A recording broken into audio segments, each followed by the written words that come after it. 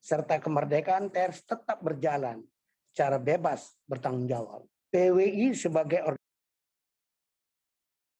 ini tidak selesai satu hari, karena PWI akan tetap melaksanakan webinar berikutnya sampai semua pendapat, pemikiran-pemikiran mengenai revisi Undang-Undang ITE kita rasakan sudah maksimal. Sekali lagi saya ucapkan terima kasih atas kehadiran narasumber. Dan terima kasih juga kepada Bapak Wina Armada yang akan memandu acara ini. Semoga webinar ini akan berlangsung dengan sukses dan memberikan input yang positif. Demikian, terima kasih. Wabillahi taufik wal hidayah. Kalau Undang-Undang ITE tidak bisa memberikan rasa keadilan,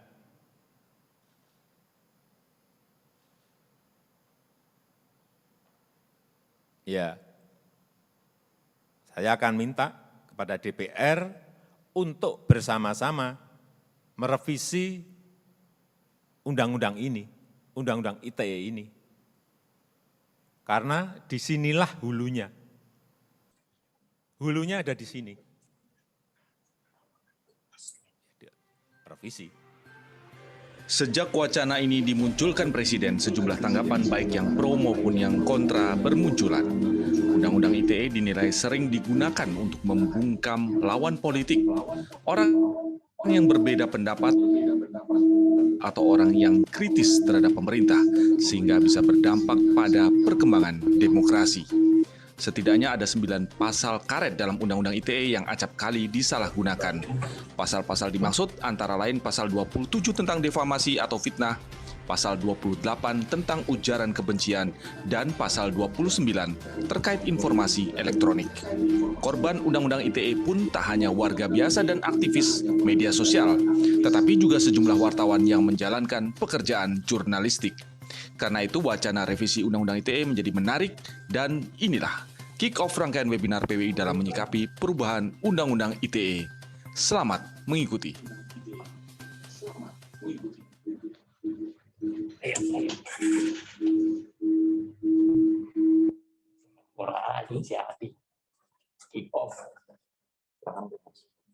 Baik, selanjutnya kita akan mendengarkan sambutan dari Bapak Menko Polhukam, Bapak Profesor Dr. Muhammad Mahfud MD, yang sekaligus akan sebagai keynote speech.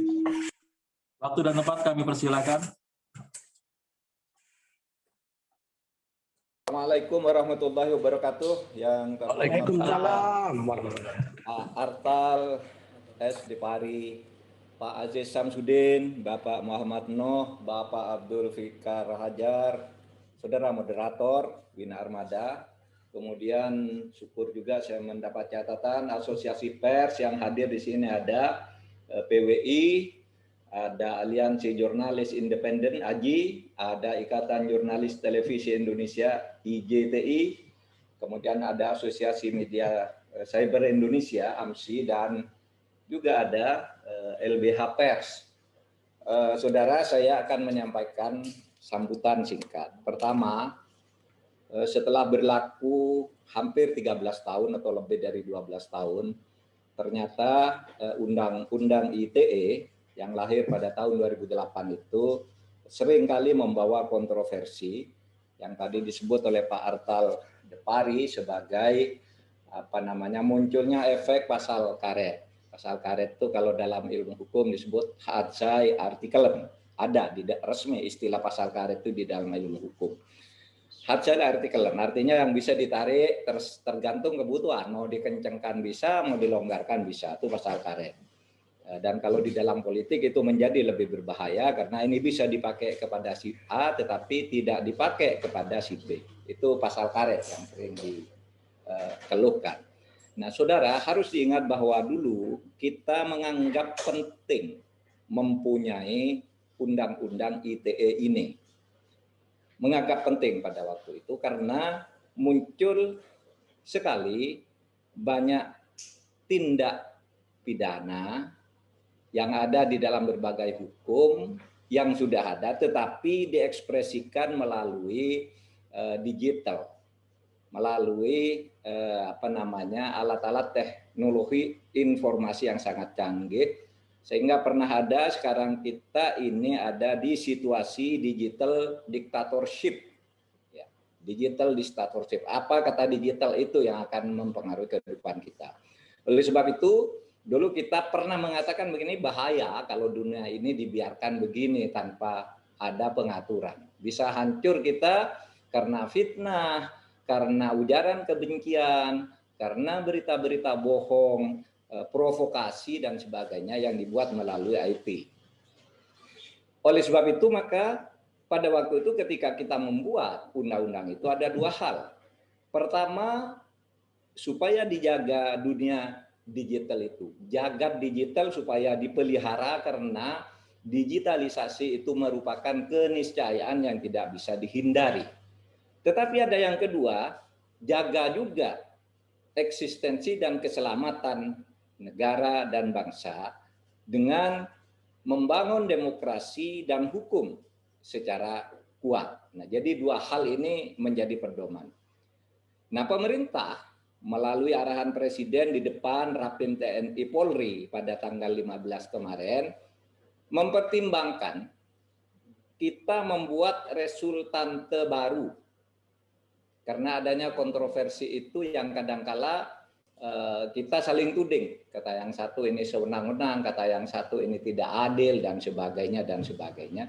Pemerintah mempertimbangkan kemungkinan membuat resultante baru yang nanti mencakup dua hal. Pertama, supaya dibuat kriteria implementatif. Apa sih kriterianya? Sebuah aturan, sebuah pasal itu agar bisa diterapkan secara adil. Yang kedua, menelaah kemungkinan dilakukannya revisi, perubahan, jika memang di dalam undang-undang itu ada substansi-substansi yang berwatak hadzai artikelan, berwatak pasal karet. Kita bisa ubah, bisa revisi.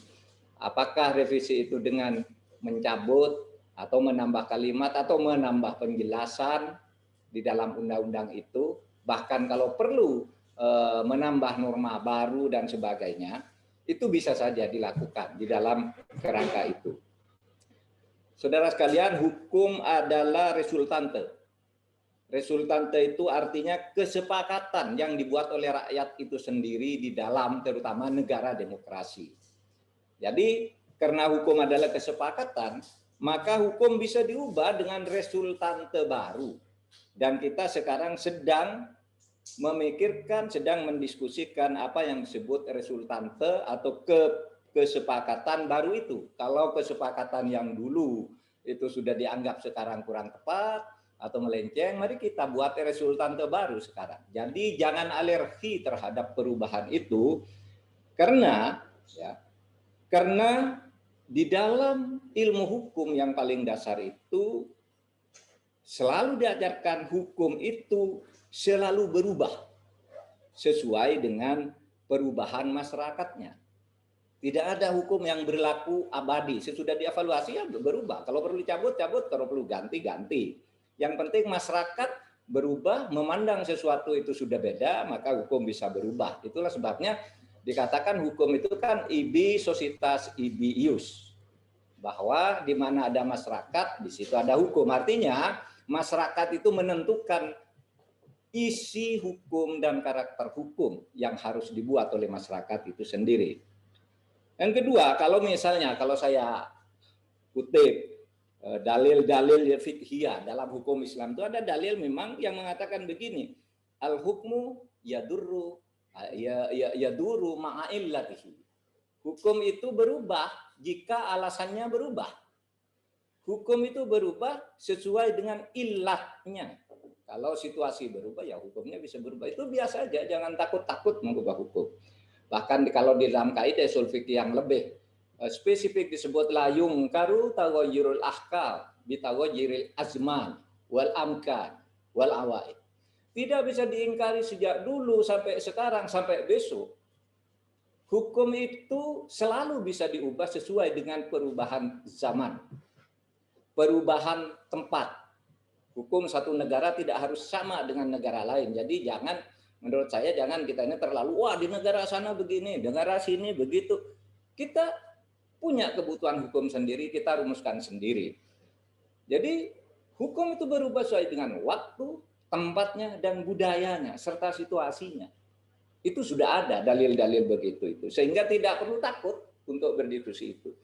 Untuk itulah maka pemerintah, saya selaku Menko Polhukam mewakili pemerintah, menyambut baik acara yang diadakan oleh PWI kali ini. Saya berterima kasih karena kita, pemerintah yang sudah membentuk sebuah tim kajian yang terdiri dari satu kajian tentang itu tadi, kriteria implementatif, kemudian yang kedua, telaah kemungkinan revisi. Kriteria implementatif itu sekarang sudah dimulai oleh Kapolri dengan surat edaran, misalnya ini bahwa kalau untuk delik-delik aduan, maka yang boleh mengadu atau melaporkan itu harus yang menjadi korban langsung. Tetapi tentu tidak bisa dong kalau sifatnya delik umum gitu, lalu harus korban langsung. Korbannya kan masyarakat, misalnya berita bohong dan sebagainya. Nah itu tolong didiskusikan. Sebab kalau semua harus menunggu korban, padahal korbannya itu adalah publik, tentu beda. Kalau delik aduan itu korbannya personal, orang tertentu, tapi kalau delik umum itu korbannya adalah masyarakat dan negara, di mana nanti yang harus tampil di situ mewakili masyarakat dan negara adalah kejaksaan atau aparat penegak hukum. Nah itu tolong didiskusikan. Kita akan mendengarkan ini dari PWI, tadi sudah mengatakan bukan hanya kali ini, pertemuan seperti ini, akan mengundang akademisi, akan mengundang pegiat media, pegiat demokrasi dan penegakan hukum, korban bahkan akan kita undang untuk berbicara, pelapor juga akan kita undang. Nah nanti di sana kita akan menentukan resultan terbaru itu. Apakah resultan terbaru itu harus menambah, mengurangi, membuat tafsir, atau cukup mengatakan bahwa itu sebenarnya ada pada penerapan. Semua tidak tertutup kemungkinan. Nah, kalau bicara pada penerapan cukup pada pedoman teknis. Tapi kita tidak menutup kemungkinan, saudara, untuk melakukan perubahan yang sifatnya substantif. Manakala nanti diskusi-diskusi kita yang akan berkelanjutan ini nanti memang menghasilkan kesimpulan yang seperti itu.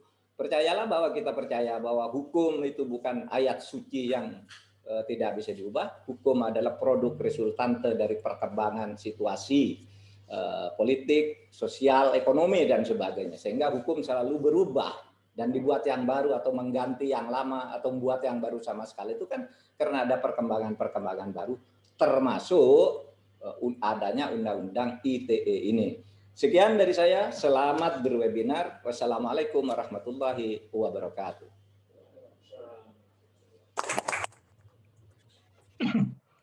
Terima kasih Pak Mahfud MD.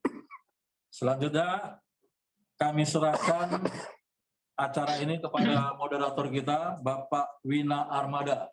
Waktu dan tempat kami persilakan, Pak Wina. Bapak-bapak, ibu-ibu, dan Saya kira perlu dipancing pertanyaan. bapak-bapak dan ibu-ibu yang ikut di dalam webinar ini, menyaksikan webinar ini. Assalamualaikum warahmatullahi wabarakatuh. Ya, Pak Mahfud masih ada, Prof. Mahfud. Selamat siang, Pak Mahfud. Dan di sini juga sudah hadir narasumber yang akan berbicara. Ya, yang pertama kita akan nanti mendengarkan Profesor Dr. Muhammad Nuh. Beliau adalah Ketua Dewan Pers. Kenapa Pak Nuh, biasa kami memanggil demikian, penting sebagai narasumber karena ketika undang-undang ini lahir antara lain melalui proses ketika Pak Nuh ini menjadi Menko Info, ya, Menteri Komunikasi dan Informasi. Nah, dari sana bergulir. Nah, nanti kita akan dengar dari Pak Nuh bagaimana sejarah undang-undang ini kok sampai menjadi undang-undang ITE yang seperti sekarang menjadi sangat kontroversial. Nah, dari Pak Nuh ini kita akan menggali banyak ya, mengenai sejarahnya dan menghubungkan dengan perspektif yang akan datang yang tadi disebut oleh Pak Mahfud. Apakah kita dua hal, yang pertama membentuk kriteria implementasi atau memang mengubah, ya, perlu merevisi dari undang-undang. Nah, kita akan dengarkan itu dari Pak Nuh. Kemudian yang kedua kita akan dengarkan juga dari Dr. Aziz Samsudin, SH. Beliau adalah Wakil Ketua DPR. Kenapa beliau hadir di sini? Tentu nanti kalau ada perubahan undang-undang, kalau ada usulan-usulan dan lain-lain, maka muara dari perubahan itu ada di DPR juga. Ya. Nah, bagaimana sikap DPR? DPR kan ada yang bilang nggak perlu itu ada, dirubah, ada yang masih bilang perlu. Kira-kira nanti bagaimana pandangan DPR ya, terutama tentu pandangan Pak Aziz sendiri mengenai kemungkinan-kemungkinan yang terjadi di dalam Undang-Undang ITE. Dan yang ketiga kita akan mendengarkan Bapak Abdul Fikar Hajar. Beliau adalah dosen dari Universitas Trisakti. Ya, beliau ini dulu aktivis, banyak sekali terlibat sebagai aktivis, dan nanti beliau akan berbicara terutama pada sisi hukum pidananya, bagaimana dia ini. Nah, sebelum saya mulai, saya ingatkan kepada seluruh peserta webinar ini bahwa webinar ini direkam. Ya, jadi record webinar ini dan nanti akan kita siarkan juga melalui YouTube dan sebagainya, sehingga mohon semua pernyataan, semua perkataan sesuai dengan norma-norma yang umum berlaku. Yang kedua, saya mohon kepada para peserta selama panelis berbicara, mohon mic ya di mute atau dimatikan. Ya, dan hanya dengan izin moderator atau host saja nanti Anda kita perkenankan untuk bicara. Bapak-bapak, ibu-ibu, sebelum kita mulai, tadi saya ingin mengutip menarik sekali yang dikatakan oleh Pak Mahfud, ya, kita jangan alergi terhadap perubahan hukum. Ya, memang hukum ini selalu berubah. Kita ingat ketika telepon tanpa kabel pertama dikenal, di Indonesia ada orang yang membuat void hubungan ke Amerika tanpa kabel telepon. Dan apa yang terjadi?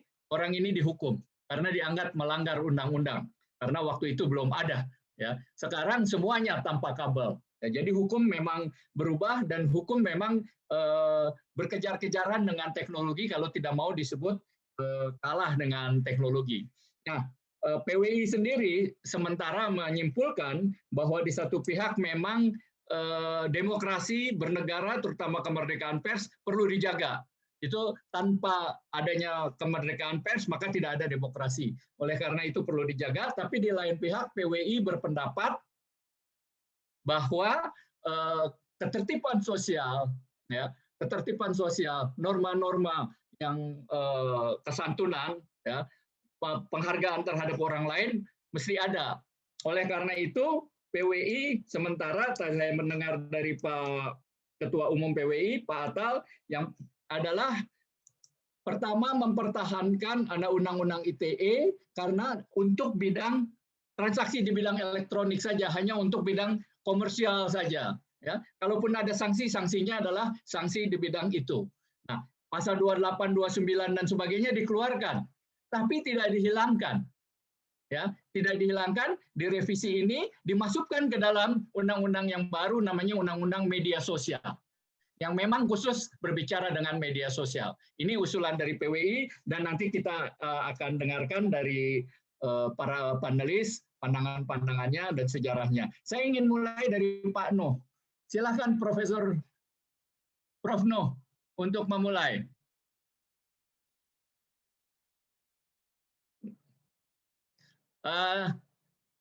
Mana Pak Nuh?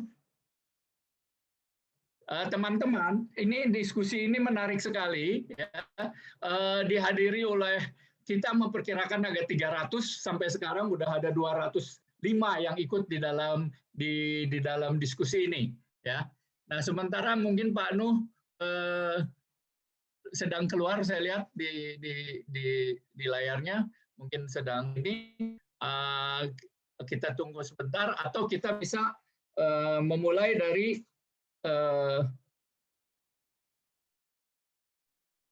mana sudah hadir lagi? Nah, masih ya belum? Kalau gitu kita mulai dari Pak Aziz saja. Menarik sekali, saya rasa kita ingin mendengarkan dari sudut pandangan legislator ini bagaimana menghadapi undang-undang ini. Saya persilahkan Pak Aziz Samsudin. Monggo Pak.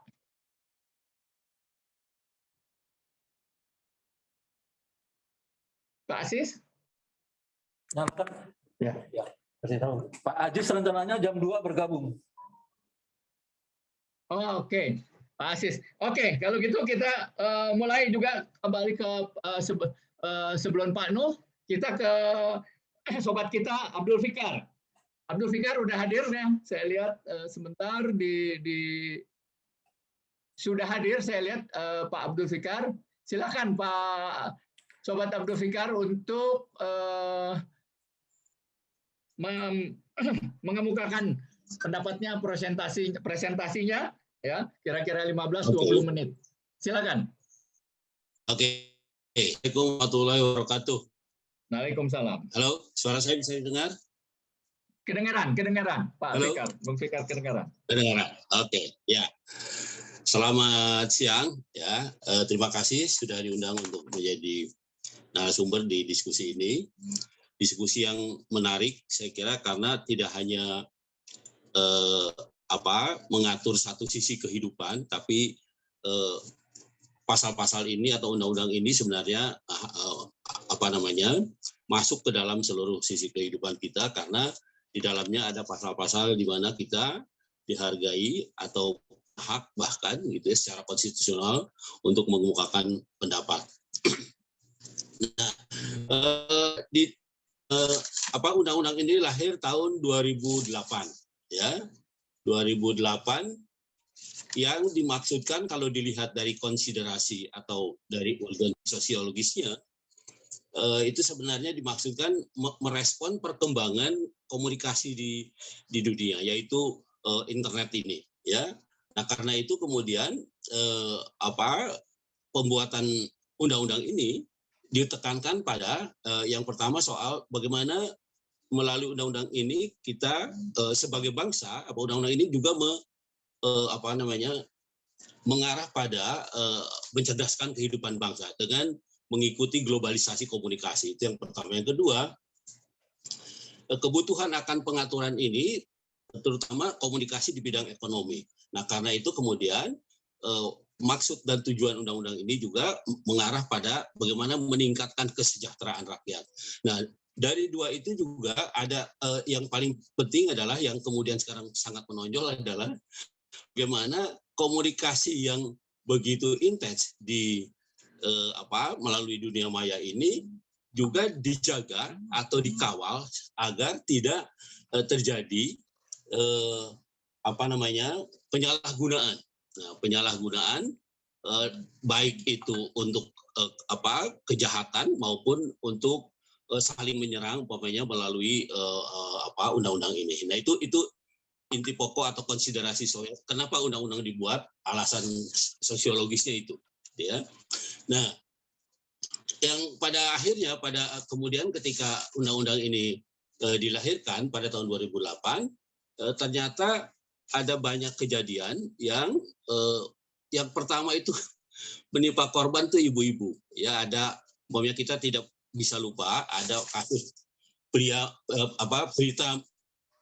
Berita Sari ya, tahun 2008 itu ada kasus pertama yang mencuat seorang ibu yang mengeluhkan pelayanan sebuah rumah sakit melalui internet, melalui email yang dibagikan kepada teman-temannya, dan dia kena dipidana.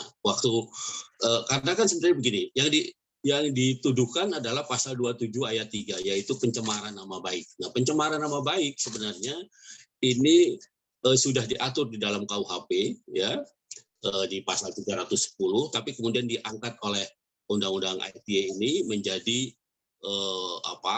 medianya adalah internet. Mungkin dengan pertimbangan bahwa penyebarannya lebih luas, Karena itu kemudian pemidanaannya juga lebih tinggi. Nah, kalau di undang-undang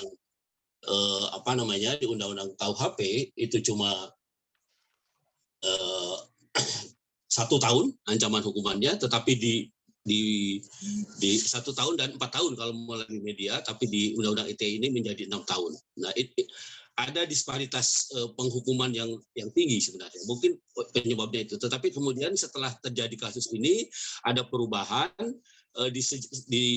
disesuaikan bahwa perubahan pencemaran nama baik itu sepatutnya mengacu kepada KUHP, karena sesungguhnya KUHP sudah juga pencemaran melalui medianya bisa tertulis, umpamanya surat kabar, bisa melalui suara, umpamanya radio dan sebagainya. Karena itu kemudian ancaman hukumannya disamakan dengan pasal 311 menjadi hanya 4 tahun. Nah, itu saya kira peristiwa yang paling monumental dari undang-undang ini, dan karena itu terjadi perubahan terhadap undang-undang ini.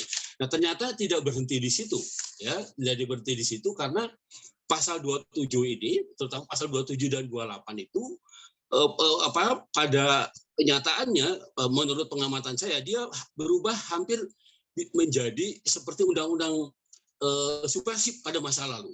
Jadi semua tindakan yang kritis bahkan ya pada level pemikiran saja itu bisa dijerat oleh undang-undang ini gitu. Ya, itu yang kemudian menjadi sangat mengerikan gitu. Saya kira sudah ada beberapa korban ya yang terjadi gitu ya, yang terjadi. Nah, karena itu kemudian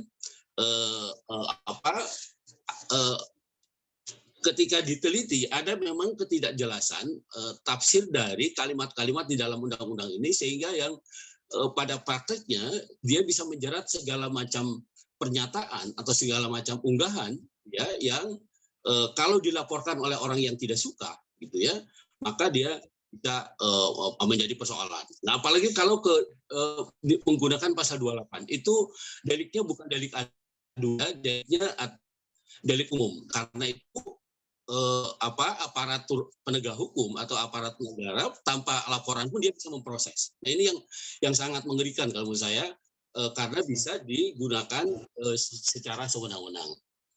Oke, jadi kira-kira itu ya kenapa undang-undang ITE itu perlu ada perubahan, karena pada prakteknya meskipun ditujukan mengatur lalu lintas komunikasi melalui internet di dunia perdagangan, di dunia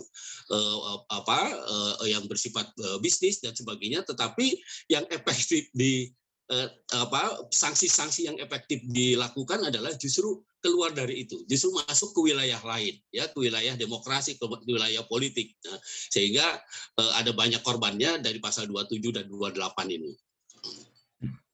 Pernah ada putusan Mahkamah Konstitusi ya tahun 2008 dan 2009 ya yang merubah nah ini juga monumental saya kira, karena tadinya pasal 2728 itu tidak delik aduan gitu ya, tidak delik biasa yang setiap orang bisa melaporkan atau penegak hukum tanpa laporan pun sudah bisa memproses gitu. Tetapi ketika dibawa ke Mahkamah Konstitusi, ada putusannya tahun 2008 dan 2009 menurunkan gradasi dari tindak pidana yang ada di ITE ini, yaitu menjadi delik aduan ya, terutama pada pasal 27 gitu ya, pada pasal 27 menjadi delik aduan dan juga selain itu mengatur proses penyadapan. Ada satu pasal yang memberikan kewenangan untuk menyadap itu tidak lagi bisa diberikan kepada semua orang, tapi hanya bisa dilakukan oleh penegak hukum. Itu putusan yang kalau menurut saya juga monumental. Artinya penyadapan tidak bisa digunakan oleh setiap orang, tetapi juga hanya bisa digunakan oleh penegak hukum. Nah, pada pasal berikutnya ya, selain pasal 27 ya, 27 itu sesungguhnya sudah ada di KUHP semua. Umpamanya 27 ayat 1 itu mengenai kesusilaan. Kesusilaan ada ya, kemudian mengenai perjudian. Nah, ya perjudian hanya medianya online gitu. Sebenarnya ini tindak pidana umum ya, bukan tindak pidana elektronik sebenarnya, bukan ya, karena yang dilarang itu sebenarnya perjudiannya. Nah, hanya medianya adalah elektronik. Dan itu sudah ada di KUHP. Demikian juga pencemaran nama baik, atau juga yang keempat itu pemerasan. Nah, pemerasan juga sudah ada ya di KUHP sebenarnya. Cuma medianya menggunakan ini. Nah, pasal-pasal ini sebenarnya kalau digunakan dengan benar sebenarnya tidak multitafsir ya, karena sejalan dengan KUHP gitu. Tetapi ya seringkali pasal ini digunakan pada kejadian-kejadian yang sebenarnya tidak substantif, tidak seperti yang dikemukakan itu. Nah, karena itu kemudian dia menjadi sesuatu yang menakutkan gitu, sehingga orang umpamanya tidak berani lagi menulis di dalam statusnya atau di dalam media sosial atau di ranah pers dan sebagainya. Nah, karena itu ada pasal 27 ini. Kemudian pada kenyataannya pasal 27 ini membuka ruang tafsir yang eksesif, yang sangat luas gitu, sehingga semua ujaran bisa masuk ke sana ya, semua ujaran bisa tidak bisa dibedakan lagi mana pencemaran nama baik, mana kritik gitu. Nah, seringkali kita berkutat pada apakah sebuah ujaran itu kritik atau sebuah ujaran itu pencemaran nama baik gitu. Nah, sesungguhnya ada patokan-patokan yang bisa kita ambil ya. Saya mengutip pendapat dari istrinya Presiden Roosevelt ya. Ada tiga level gitu. Kalau pendapat yang sekeras apapun ditujukan pada ide, pada gagasan ya, itu namanya kritik. Meskipun menyebut nama orang. Ya, meskipun menyebut nama orang, tapi yang dikritik, yang diserang adalah pendapatnya, itu kritik. Itu. Nah, kemudian yang kedua adalah menurut dia kalau pendapat sekeras apapun pada pelaksanaan program, ya. Jadi kalau yang pertama itu ide, gagasan, yang kedua pelaksanaannya, program sekeras apapun, meskipun menyebut nama orang, itu juga kritik. Gitu. Tetapi ketika pendapat orang terhadap orang lain, ya terhadap orang mengenai pribadinya, mengenai perbuatannya, umpamanya ya, mengenai ini. Nah, itu yang kemudian bisa dikualifikasi sebagai pencemaran nama baik.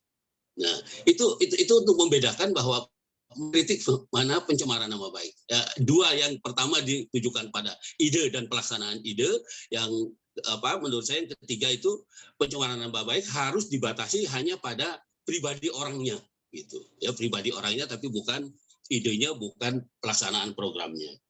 Nah, itu yang nomor 1 pasal 27. Kemudian pasal 28 ya, sengaja tanpa hak menyatakan pendapat ditujukan untuk yang intinya adalah membuat perselisihan ya, baik kepada individu persoalan maupun kelompok berdasarkan sara. Nah, sebenarnya ini adopsi dari pasal 157 KUHP ya, tindak pidana yang serangan terhadap orang per orang atau golongan yang didasarkan atas 3 itu sara. Nah, ketidakjelasan dari pasal ini adalah kalau suku jelas, agama jelas ya, ras juga jelas. Tapi antar golongan ini yang menurut saya harus diperjelas. Karena apa? Karena antar golongan itu sebenarnya secara yuridis hanya dikenal ketika kita dijajah oleh Belanda. Ketika Belanda berkuasa di Indonesia, itu ada 3 golongan masyarakat. Ya, golongan Eropa Barat, golongan Timur Asing, dan golongan pribumi. Yang ketiga golongan itu berlaku hukum yang berbeda. Nah, itu penggolongan di dalam masyarakat. Tapi sekarang sudah tidak ada lagi itu, karena semua hukum berlaku pada masyarakat Indonesia dengan hukum yang sama. Nah, karena itu menjadi soal gitu ya. Nah, dan kritik saya adalah ketika umpamanya ada di Surabaya apa di Bali, yang jaring itu ya karena dia mengungkapkan pendapat yang menyinggung nama satu organisasi, IDI. Nah, IDI itu dianggap oleh undang-undang ya oleh penegak hukum sebagai golongan di dalam masyarakat gitu. Nah ini yang saya kira menjadi tafsir yang terlalu eksesif, yang terlalu luas gitu. Karena apa? Karena nanti kalau ada orang mengkritik penyelenggaraan arisan yang yang pesertanya memacetkan sebuah gang atau sebuah jalan umpamanya, itu juga bisa dinyatakan ujaran yang menimbulkan keresahan bagi sebuah golongan gitu. Golongan orang-orang yang berarisan itu. Nah, itu bahaya. Jadi tafsirnya terlalu luas bisa sampai ke sana gitu. Nah, karena itu sudah pasal 28 ini juga seharusnya diperjelas ya, terutama pengertian mengenai antar golongan, juga mengenai ujarannya. Ujaran yang menimbulkan permusuhan gitu. Nah, ini juga menjadi sesuatu yang terlampau abstrak, terlampau multitafsir, karena sesungguhnya kan hukum pidana itu harus jelas gitu ya, harus jelas apa perbuatannya, karena orang bisa dihukum kalau memenuhi unsur dari suatu tindak pidana ya, barang siapa mengambil barang orang lain, jadi jelas seperti itu. Tapi kalau melakukan ujaran yang kemudian menimbulkan permusuhan gitu ya, nah itu yang menjadi sangat fleksibel gitu, karena bisa jadi umpamanya dikemukakan dalam konteks bercanda, dikemukakan dalam konteks iklan umpamanya, bisa juga seperti itu ya. Nah ini yang menurut saya juga perlu perhatian untuk menjadi salah satu ketentuan yang harus direvisi. Ketentuan lain adalah pasal 36 ya. Pasal 36 itu sengaja tanpa hak melakukan perbuatan, pasal 27 sampai 34 yang mengakibatkan kerugian. Nah, jadi 27 sampai 34 itu tadi yang soal pencemaran nama baik, kemudian ujaran kebencian dan sebagainya. Ini sebenarnya pasal bisa diintegrasikan gitu. Tidak usah berdiri sendiri karena kemudian menjadi redundant, ya, menjadi duplikasi gitu. Ya. Itu yang berikutnya adalah pasal 40 ya.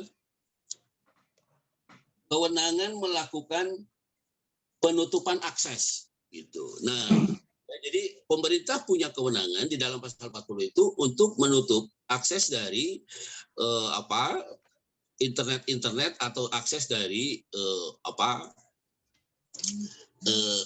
yang menjadi sumber dari masyarakat untuk mengungkapkan pendapat atau ya, dia bisa menutup ya, tetapi di dalam pasal 40 ini tidak ada kan mestinya gini, menutup itu sebenarnya dalam konteks hukum acara pidana itu upaya paksa sebenarnya ya, upaya paksa menangkap, menahan, menyita, menggeledah, itu upaya paksa.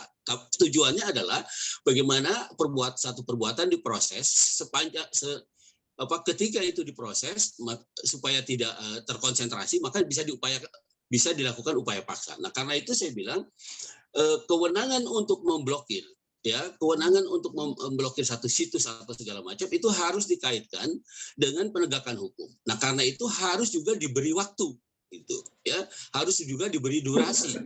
Karena kalau tidak ini akan menjadi perbuatan sewenang-wenang. Padahal kita negara demokrasi. Nah, karena itu kemudian perbuatan itu bisa pasal ini juga bisa dimasukkan ke dalam satu kerangka bahwa pasal ini sebenarnya alat untuk memberangus kebebasan berpendapat. Nah, itu pasal. Bung Fikar, waktu Anda tinggal 5 menit lagi, Bung Fikar. Oke, ya. Nah, jadi keseluruhan sebenarnya ada banyak pasal lagi yang di bawah ya, tapi saya kira nggak akan keburu. Nanti dalam diskusi kita bisa kita diskusikan gitu ya. Tapi yang paling menonjol adalah sebenarnya yang bisa digunakan oleh pemerintah ya adalah pasal 28 ayat 2 itu tadi. Kalau 28 ayat 1 itu jelas pola relasinya antara produsen dengan konsumen. Ujaran itu iklan palsu kalau 28 ayat 1 itu iklan palsu karena ujaran kebohongan yang merugikan konsumen gitu. Itu artinya pola relasi. Tetapi yang pasal 2 ayat 2 itu 28 ayat 2 itu yang bisa digunakan terutama oleh negara ya, oleh pemerintahan gitu ya, yang kalau ujarannya itu tidak disukai gitu ya, itu bisa dilakukan penuntutan atas dasar pasal 282 ayat 2. Nah, karena itu saya kira yang pokok dari perubahan revisi itu adalah yang seperti saya sebutkan tadi, ada beberapa pasal poin ya, pasal utama menurut saya 27, 28, 36 dan 40. Itu yang yang menurut saya harus dirubah. Paling tidak harus ada pemikiran baru yang lebih pasti agar pasal-pasal ini tidak bisa digunakan sewenang-wenang untuk memberangus apakah itu kritik ataukah itu pendapat dan sebagainya. Saya kira itu Pak Wina Armada. Terima kasih atas kesempatannya. Terima kasih Sobat Fikar. Kita udah ada lagi Pak Nuh di sini. Pak Nuh, tadi saya sudah memberikan informasi sedikit kenapa Pak Nuh hadir penting di sini untuk menjelaskan asbabul nuzul dari Undang-Undang ITE ini. Karena Pak Nuh ini kan yang ketika menjadi Menkominfo, undang-undang ini diolah. Nah, ini bagaimana ketika itu kok sampai dengan lahir sekarang dan menjadi kontroversial dan macam-macam dilihat dari perspektif kemerdekaan pers dan sebagainya. Monggo Pak Nuh. Terima kasih Pak Wina. Assalamualaikum warahmatullahi wabarakatuh. Selamat siang, salam sejahtera untuk kita semua. Tentu di sini saya lihat ada Pak Aziz Samsudin, Wakil Ketua DPR RI. Terima kasih panjenengan berkenan rawuh. Tadi ada Pak Mahfud, tentu ada Pak Atal dan kawan-kawan PWI. Dan tentu juga para pembicara, para narasumber, dan hadirin sekalian yang saya cintai, yang saya banggakan. Izinkan seperti yang disampaikan Pak Wina, saya ingin menyampaikan asbabun nuzulnya, bahkan juga termasuk asbabul wurudnya tentang Undang-Undang ITE ini. Panjenengan semua bisa flashback abad 21 itu, ya, yaitu yang dimulai tahun 2000-an ke atas dan mulai abad 21. Itu ada satu hal yang tidak boleh kita lupakan, yaitu dominannya masalah teknologi digital atau teknologi informasi. Itu menandai masuknya abad 21, yaitu tahun 2000-an awal itu. Ya, saya ingat betul itu. Sehingga apa? Sehingga setiap bangsa, setiap orang, setiap perusahaan itu mencoba ingin memanfaatkan betul yang namanya teknologi digital tadi itu, atau bahasa yang lain TIK, teknologi informasi dan komunikasi. Dari situlah maka teknologi digital karena sifatnya sebagai generic purpose of technology, yaitu teknologi yang semua bidang membutuhkan, tidak ada bidang yang tidak membutuhkan teknologi digital. Mohon maaf, berbeda dengan teknologi avionik. Tidak semua orang, tidak semua bidang membutuhkan teknologi avionik. Teknologi pertanian, tidak semua bidang membutuhkan teknologi pertanian. Begitu. Tetapi kalau teknologi digital, semua orang, semua bidang membutuhkan teknologi digital itu. Dari situlah kenapa teknologi digital itu dikategorikan sebagai generic purpose of technology. Itu sama dengan teknologi listrik pada revolusi industri yang ketiga. Ya, saat itu semua bidang butuh teknologi listrik. Sehingga kaidahnya, kalau kita semua itu sebagai bangsa maupun sebagai perusahaan itu ingin mendapatkan manfaat sebesar-besarnya terhadap kehadiran era digital itu, maka mau tidak mau kita harus memahami dan memanfaatkan teknologi digital itu. Oleh karena itu ada tahap-tahap ya seseorang atau kita ingin memanfaatkan teknologi digital itu.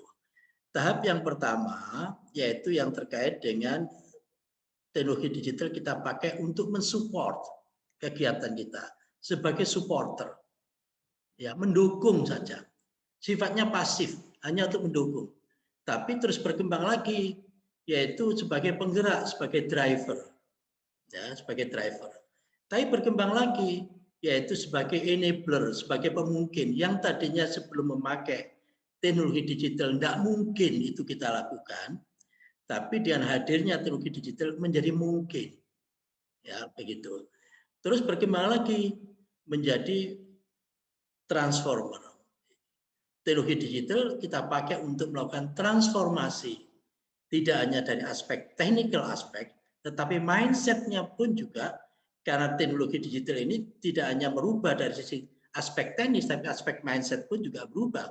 Misalkan filosofi, sinergi, kolaborasi, network, dan seterusnya itu adalah turunan bawaan dari teknologi digital. Dan yang paling akhir yaitu sebagai disruptor, sebagai pengganggu supaya dengan adanya teknologi ini terus kita berubah.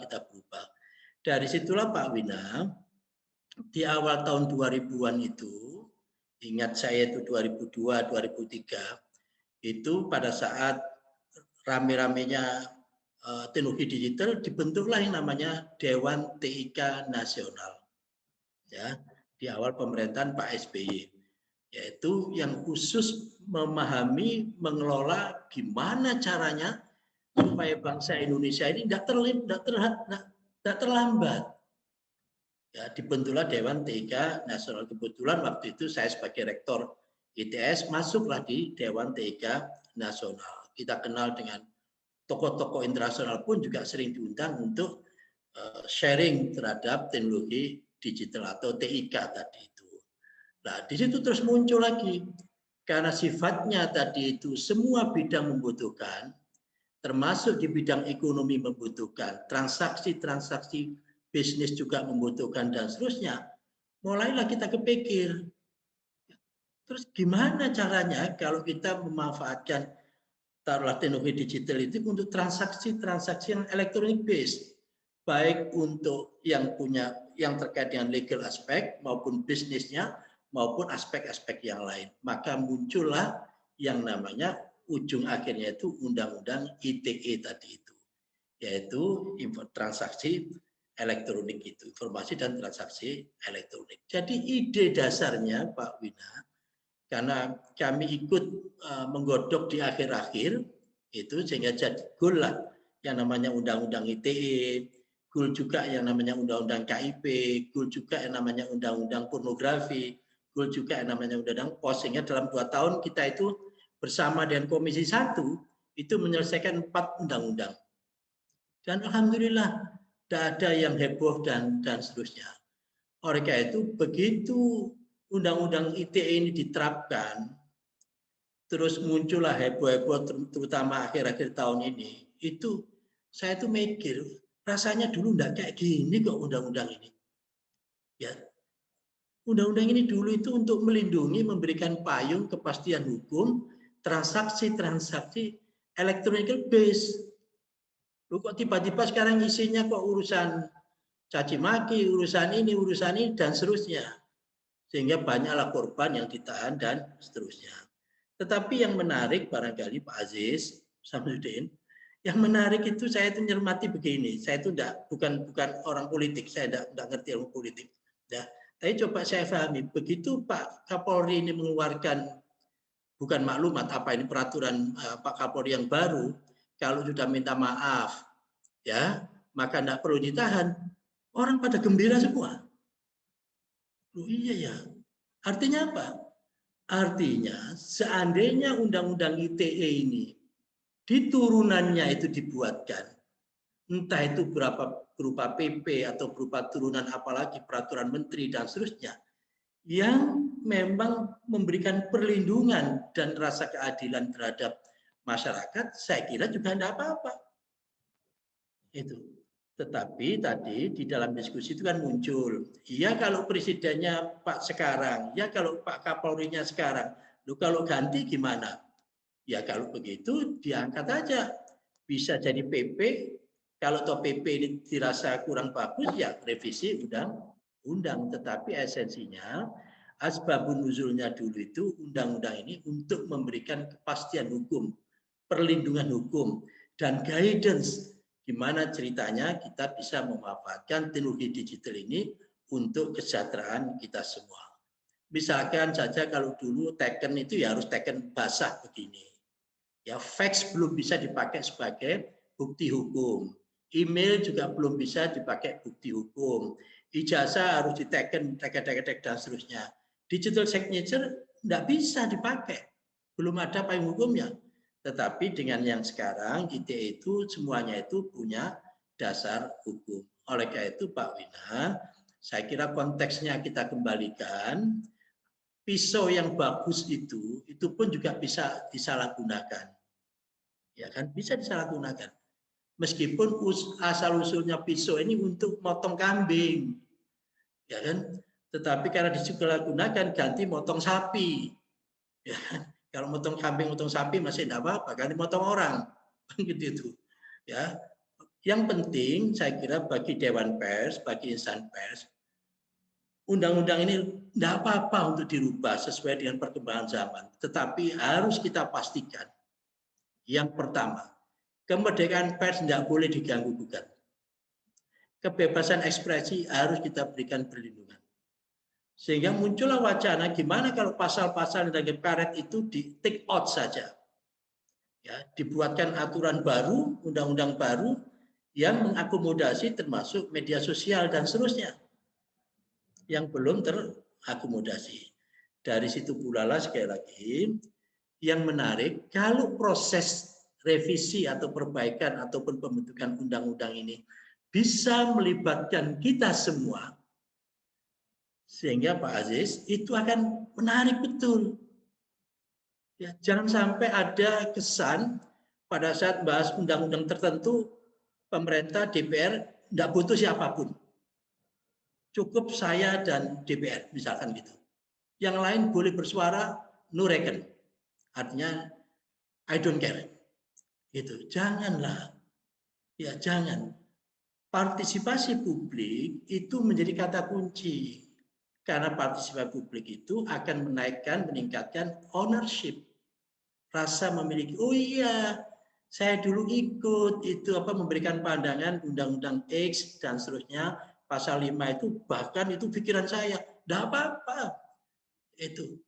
Jadi ownership dari suatu undang-undang ini penting. Ya, penting. Dan itulah pada hakikatnya yang namanya demokrasi kan begitu. Itu. Nah, kalau ownership ini penting, maka saya nitip Pak Aziz yang mewakili dari DPR dan tentu nanti siapa yang mewakili Pak Menko Polhukam dan seterusnya, tolong negara ini bukan negara panjenengan tok begitu. Negara ini negara kita semua. Itu oleh karena itu, ayo sama-sama kita buka pintu untuk berdialog dan seterusnya sehingga nanti akan menghasilkan satu undang-undang yang tidak menimbulkan kontroversi yang aneh-aneh karena semuanya sudah diajak bicara. Ya, diajak bicaranya itu ya yang nyaman lah, jangan sampai sifatnya hanya formalitas dan seterusnya. Tapi sekarang seperti sekarang ini kan nyaman. Itu nyaman, ajak semuanya untuk kawan-kawan pers ya itu diajak bicara dan seterusnya. Ada enggak singgungannya terhadap prinsip-prinsip dari undang-undang pers dan seterusnya. Saya yakin Pak Aziz Samsudin yang mewakili kawan-kawan di DPR, kalau ini semua bisa kita libatkan, nyaman. Ya, tidak menimbulkan kecurigaan. Curigation itu kan mahal ongkosnya. Curigation itu, curiga itu mahal.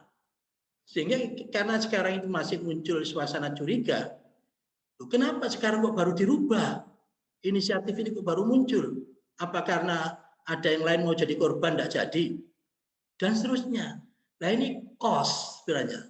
Sosial cost. Oleh karena itu sekali lagi atas nama Dewan Pers saya tentu ingin menyampaikan penghargaan, ucapan terima kasih kepada panjenengan semua yang ikut sama-sama memikirkan masa depan kita semua melalui undang-undang ITE. Tidak tahu nanti dirubah atau ada yang baru atau apapun lah namanya, tapi sekali lagi kata kuncinya partisipasi publik itu menjadi kata kunci.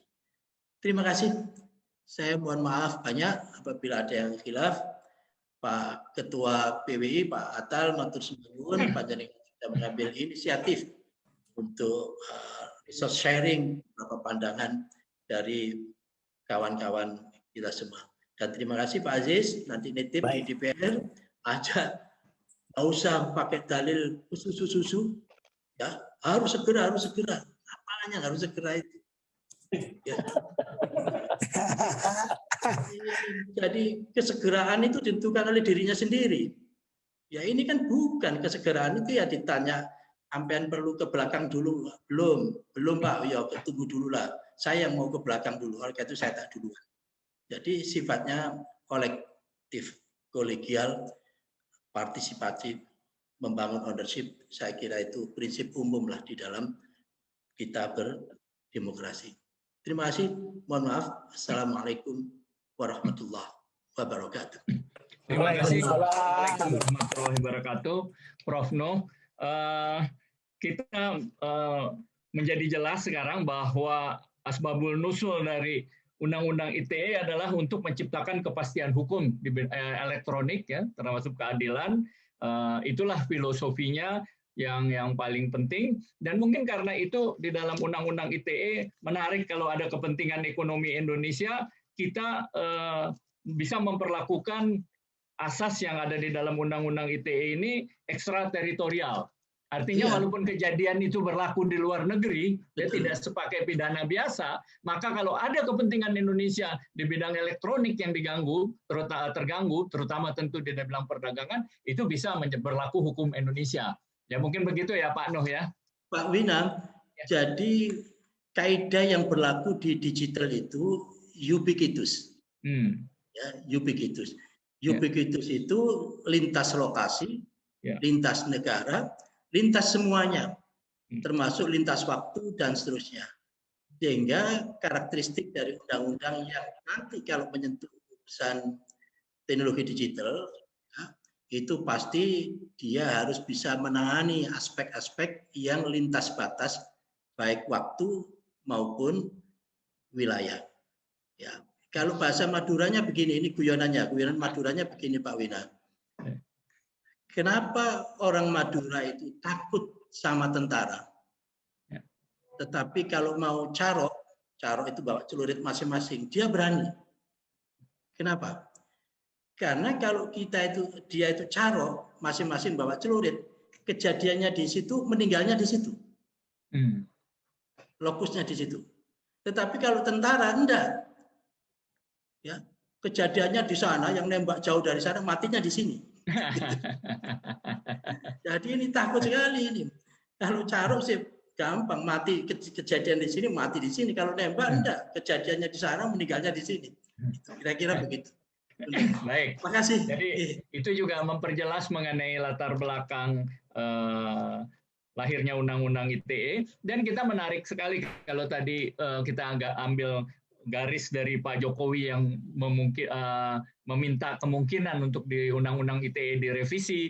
Kita mendengar dari Pak Mahfud, kemudian dari Bung Fikar, sekarang Pak Noh, itu semuanya ada satu garis merah yang kalau memang undang-undang ini perlu direvisi, revisilah gitu ya. Dan satu catatan dari Pak Noh yang menarik, revisi ini sebaiknya melibatkan semua ya, partisipasi publik tadi kata kuncinya. Dan di sini ada anggota DPR, wakil ketua DPR, teman kita ya Pak Aziz Samsudin ya. Kita akan mendengar bagaimana perspektif dari DPR mengenai aspirasi yang muncul di masyarakat dan kemungkinan-kemungkinan apa yang bisa terjadi kalau undang-undang ini direvisi atau bahkan dengan sejumlah modifikasi kayak dari PWI mengusulkan adanya RUU media sosial supaya jelas yang untuk kepentingan elektronik perdagangan tetap kita jaga, tapi yang tidak terkait dengan itu pencemaran dan sebagainya dikeluarkan dan direvisi dalam bidang media sosial. Silakan Pak Aziz.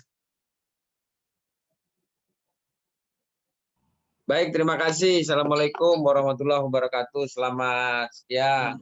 Waalaikumsalam.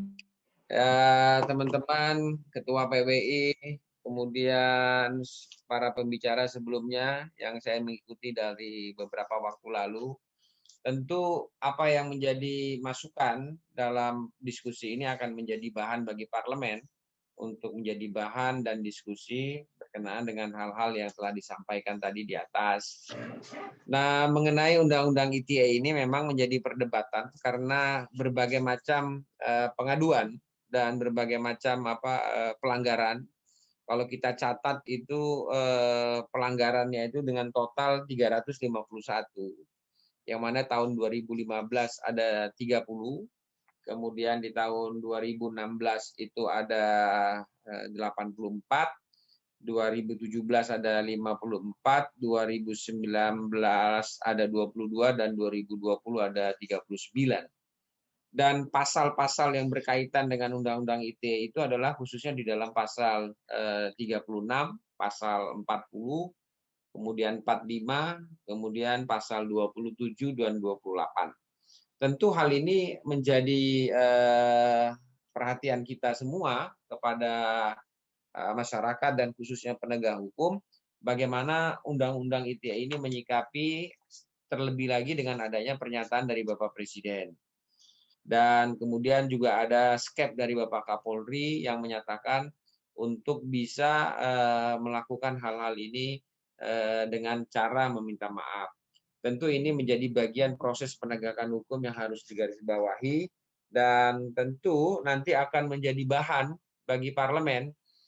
Dan apakah ini menjadi suatu pembahasan yang akan dikerjakan di tahun 2021 atau 2022, tentu kami menunggu dari kesepakatan partai-partai, dalam hal ini 9 fraksi yang ada, untuk membahas dan kemudian juga bagaimana menyikapi ini untuk dapat disetujui bersama-sama dengan pemerintah. Nah, apabila nanti sudah disepakati oleh pemerintah, tentu menjadi bahan bagi semua pihak, khususnya pemerintah dan parlemen, untuk menjadi bahan diskusi dan diskusi-diskusi dengan pemerintah dan parlemen. Namun sampai hari ini perlu kami sampaikan bahwa pembahasan-pembahasan tentang itu belum ada. Baru wacana yang ada di media. Tentu ini menjadi bahan kami menyikapi ini nanti seperti yang disampaikan oleh Bapak Menko Polhukam dan Ketua Dewan Pers itu Pak Muhammad Nuh, tadi sudah kita dengar bersama. Tentu parlemen kita menunggu. Apalagi ini Ketua PBI-nya Pak Atal tentu mempunyai pandangan-pandangan dari Ketua PBI Pusat bagaimana menyikapi hal-hal yang telah disampaikan oleh pembicara sebelumnya.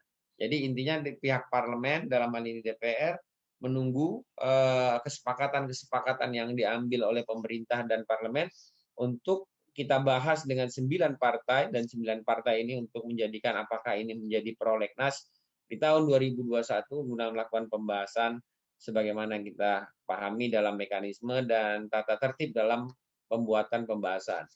Dan adapun catatan-catatan dari Pak Emnu tentu menjadi bahan saya supaya menampung seluruh aspirasi dan masukan-masukan dan juga tidak terlalu cepat, kata Pak Emnu. Tentu akan menjadi bahan saya dan teman-teman di fraksi dan partai yang ada di DPR. Saya rasa itu aja dari pihak panitia dan moderator Pak Wina yang telah memberikan guidance, dan mudah-mudahan ini menjadi bahan dari parlemen untuk mencapai suatu kesepakatan dari 9 fraksi yang ada di DPR. Terima kasih. Assalamualaikum warahmatullahi wabarakatuh.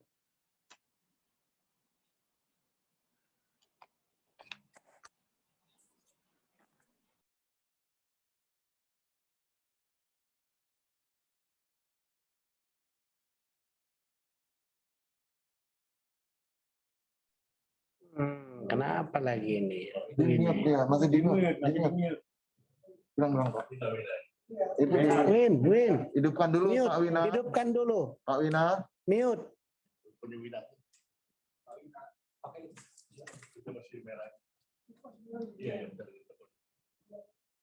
Pak Wina dihidupkan dulu. Pak Wina di unmute dulu.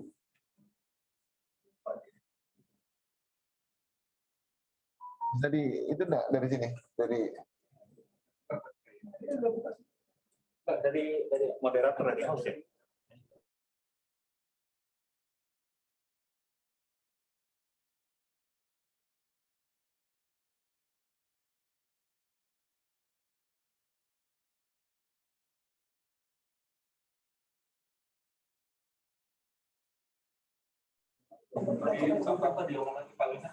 Pak Wina dihidupkan dulu mic-nya. Pak Wina. Pak Wina. Mic-nya. Unmute dulu. Mas Wina. Oh, itu merah. Dia udah ngomong panjang, tapi nggak. Pak Wina mohon di unmute mikrofonnya. Mikrofonnya di unmute. Teman-teman tadi Mati itu. ya, mohon maaf tadi ada mati. Kita sudah dengar dari Bung Sobat kita, Bung Asis, yang pada prinsipnya hanya lebih banyak menampung aspirasi-aspirasi yang ada, dan tentu dengan Pak Nuh tadi supaya melibatkan banyak pihak. Sebenarnya saya minta nih kalau bisa Pak Atal, Pak Mahfud hadir lagi gitu lah untuk dalam tanya jawab ini, menarik ya. Menko Polhukam ini bagaimana mendengar dari kita semua.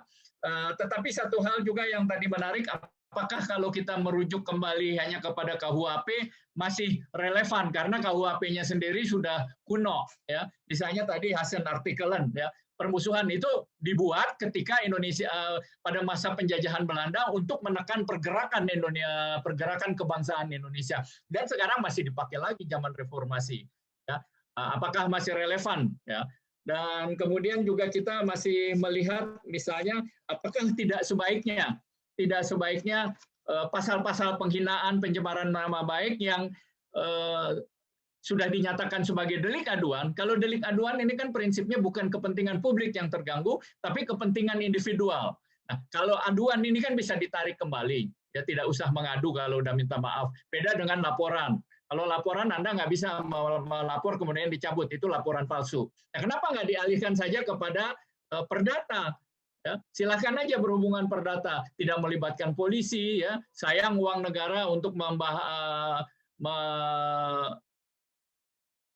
mengelola ya, konflik yang sebenarnya konflik pribadi. Nah, ini antara lain beberapa hal yang menarik di sini. Ya, kita akan mulai diskusi. Kita sebenarnya kalau ada Pak Mahfud menarik sekali. Ya, tadi saya pikir Pak Mahfud mau ikut di sini atau terus, atau mungkin ada kepentingan dulu balik lagi menjadi menarik. Yang bagi teman-teman yang mau bertanya atau mengemukakan pendapat, silahkan singkat saja ya, walaupun perlu mungkin keterangan latar belakang. Mungkin udah mulai ada di WA. Diskusi kita ini nanti kita semua rekam, akan kita jadikan masukan untuk kepada semua pihak, termasuk kepada DPR. Baik, saya minta pendapat dari para peserta yang mau ikut. Kalau Anda bisa reaksi melalui reaksi angkat tangan, atau boleh Anda kasih ngacung aja ke saya, sebutkan. Bang Wina, ya, Pak Mahfud MD tidak bisa bergabung di sesi tanya jawab karena ada acara yang tidak bisa ditinggalkan. Jadi stafnya tetap mengikuti, dan kita bisa melihat di chatting room itu sudah banyak sebenarnya pertanyaan dari teman-teman dari berbagai daerah. Mungkin bisa juga dilihat dari situ.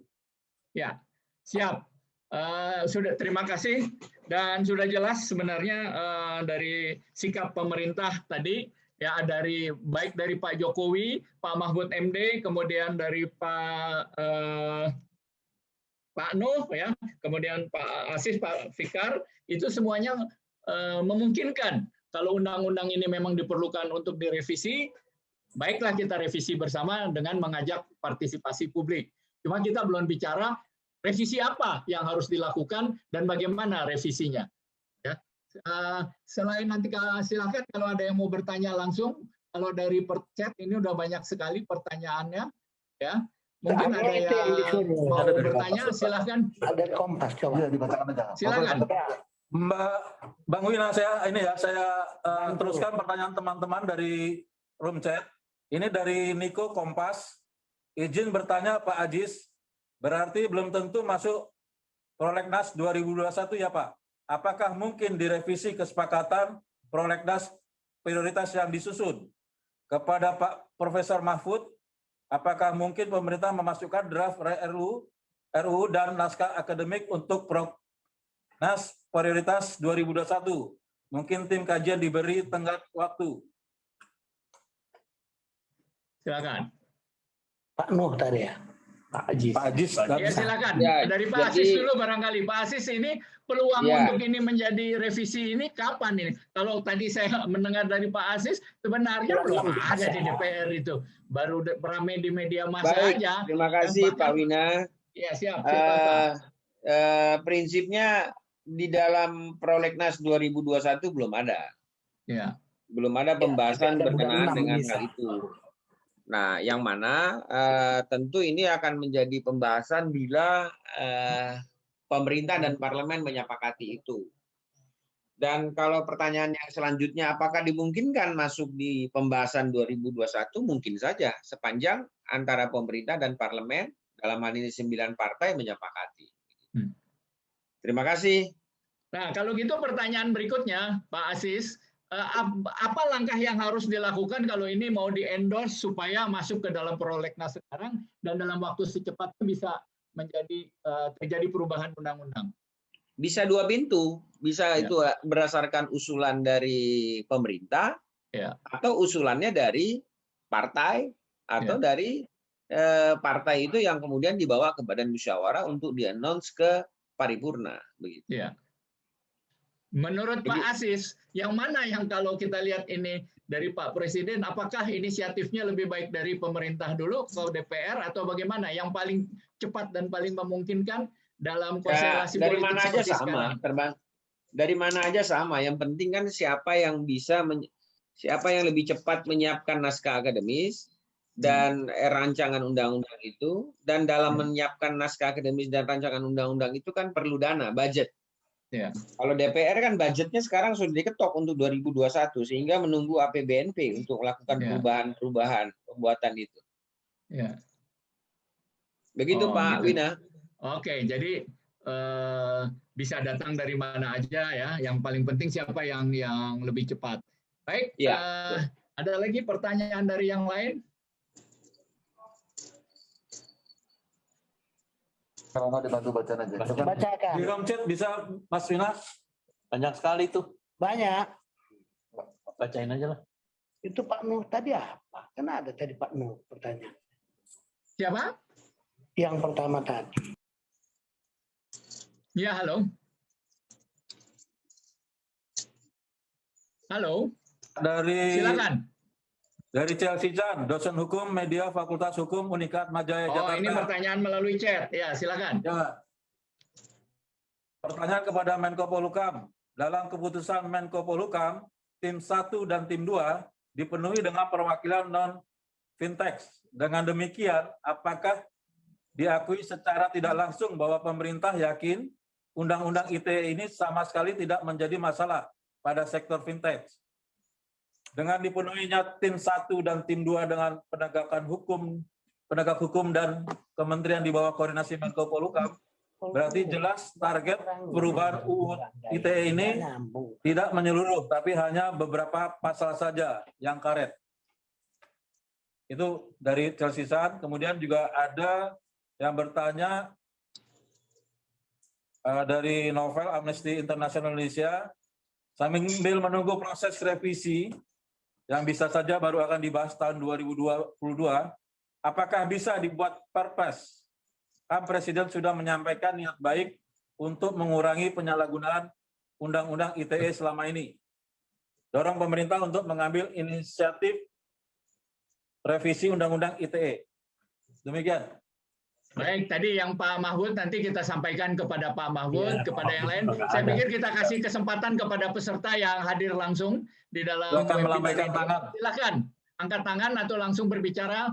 Buka mic Anda, imut. Ada? Ada. Kalau nggak ada, saya ingin bertanya nih ke Pak Fikar dulu. Fikar, tadi Pak Fikar ada pertanyaan. Apakah kita, kalau tadi kan Anda merujuk kepada KUHP. KUHP sendiri ini kan udah kuno. Ya, kuno. Sudah, walaupun banyak sekali asas-asas di situ, walaupun ini karya penjajah, ya, tapi ada banyak hal yang memang bagus, tapi juga sudah ketinggalan zaman, termasuk tadi pasal artikelan yang dibuat oleh penjajah untuk menindas pergerakan kebangsaan Indonesia dan sekarang ada dan masih ada di KUHP. Gimana Pak Fikar? Silakan. Ya, oke. Ya, halo. Ya. Ya, silakan. Ya. Kenapa saya menyebut KUHP? Karena memang sebenarnya yang ada di dalam Undang-Undang ITE itu perpindahan saja, cuma medianya yang berubah kan gitu. Nah, pertanyaannya kan, apakah seperti Pak Wina katakan tadi, apakah masih cocok nilai-nilainya kan gitu, ya kan? Apalagi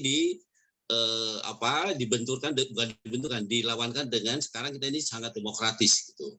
Nah, tetapi demokrasi juga kan memerlukan aturan gitu. Demokrasi juga kebebasan kita mengeluarkan pendapat juga harus ada aturannya. Nah, tadi saya sudah memberikan clue-clue, umpamanya sekeras apapun pendapat mengenai ide gitu ya, meskipun menyebut nama orang itu bukan kejahatan, tapi itu kritik gitu. Sekeras apapun pendapat mengenai pelaksanaan ide, pelaksanaan program ya, meskipun menyebut nama orang juga itu bukan kejahatan, bukan pelanggaran hukum. Tetapi ketika Pak Fikar, mohon maaf saya potong. Apakah kalau demikian ya, kalau dia bukan kejahatan, kalau gitu adalah perbedaan antar individu ya kan, antara kehormatan satu dengan yang lain, itu tidak perlu melibatkan penyidik yang mengeluarkan dengan biaya negara yang kenapa nggak kita pindahkan aja ke urusan perdata, Pak Fikar?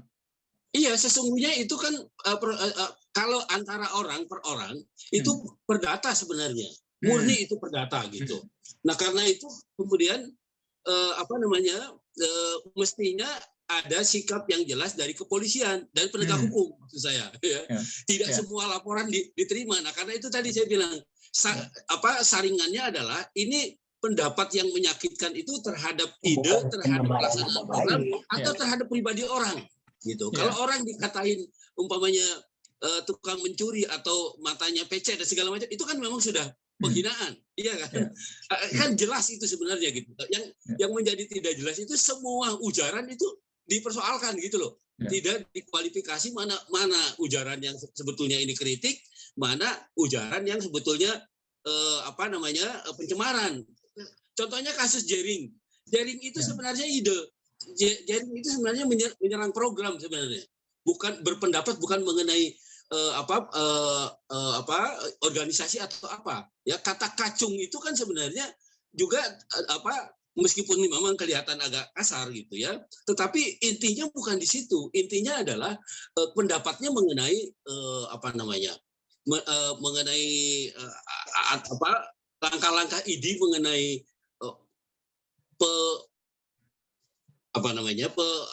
mengenai pandemi ini gitu ya.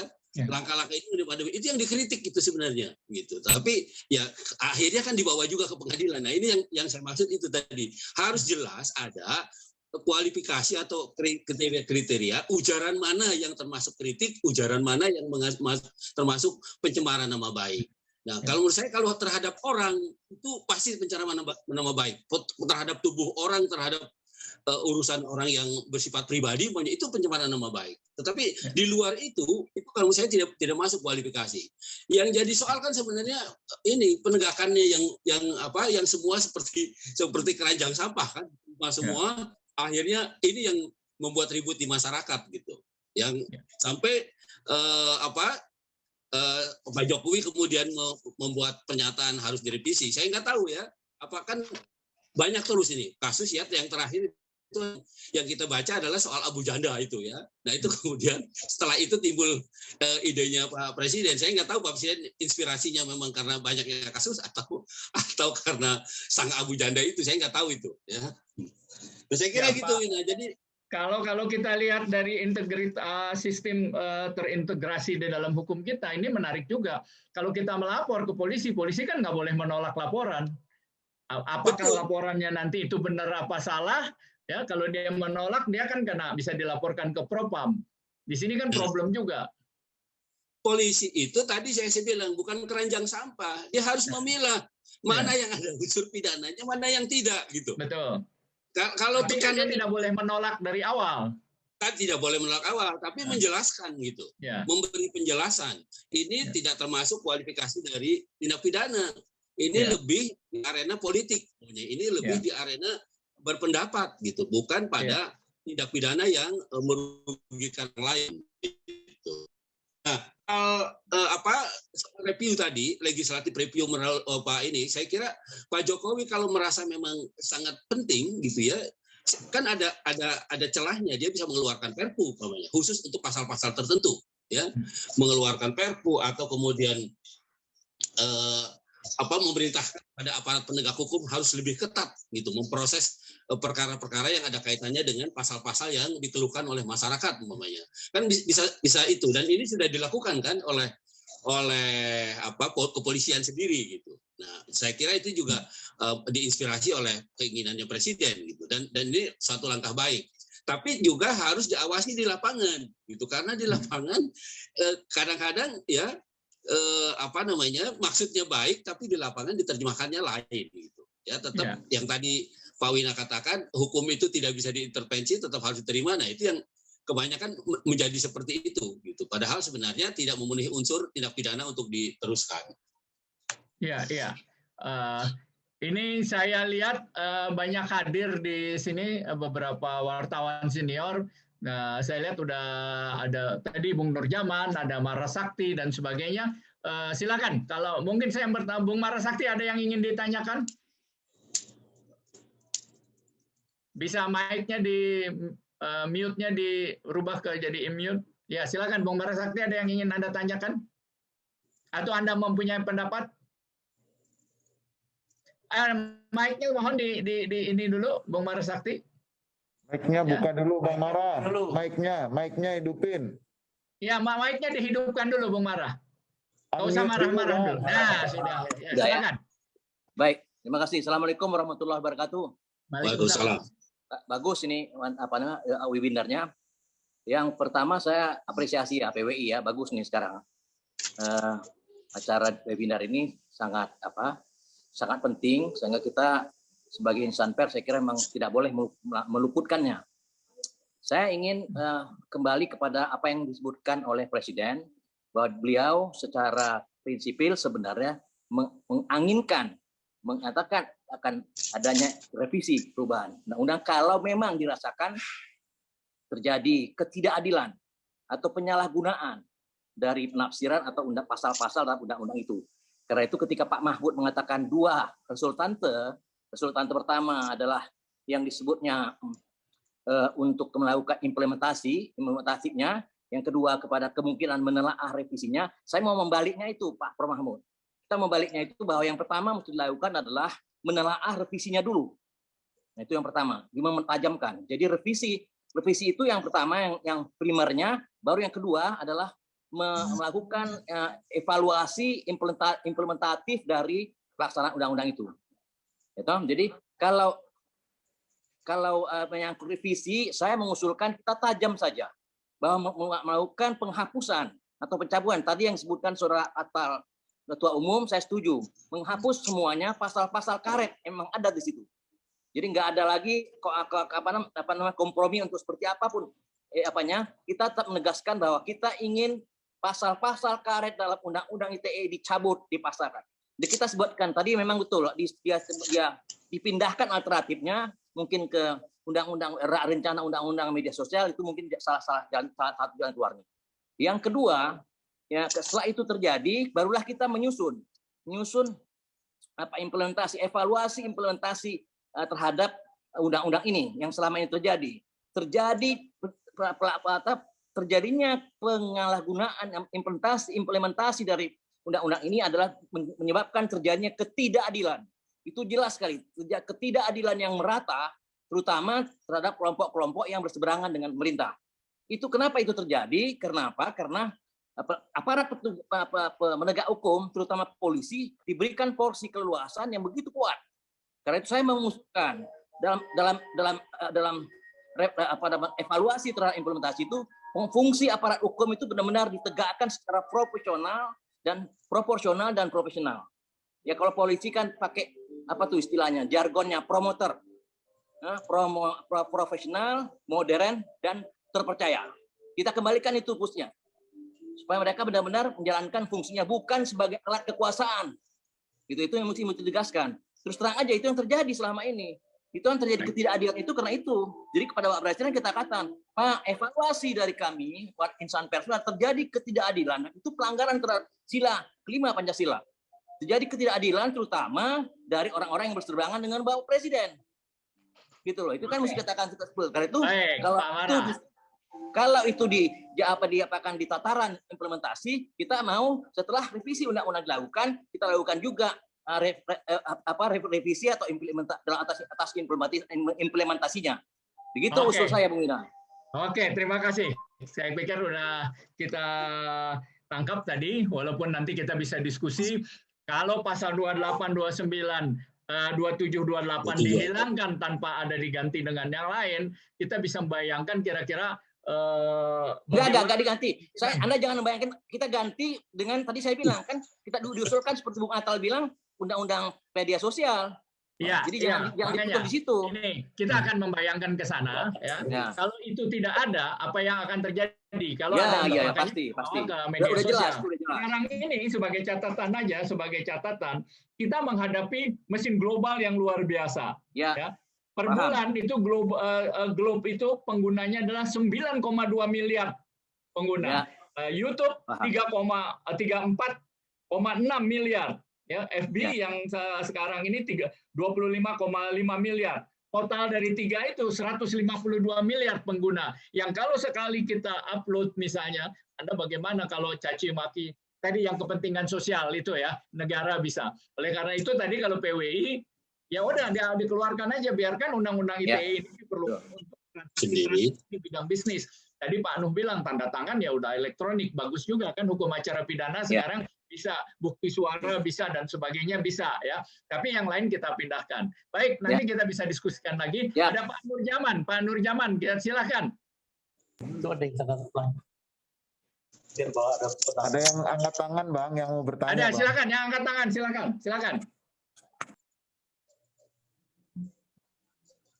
Silakan, Mas. Tadi siapa yang angkat tangan tuh? Ada Pak Gusti, ada Pak Tolpin, Pak Natalius Hareva, Pak Asep Didi, silakan langsung bicara. Ya, langsung aja. Langsung. Ini soalnya saya di luar PWI, maksud saya ruangannya sehingga saya tidak bisa memantau semuanya.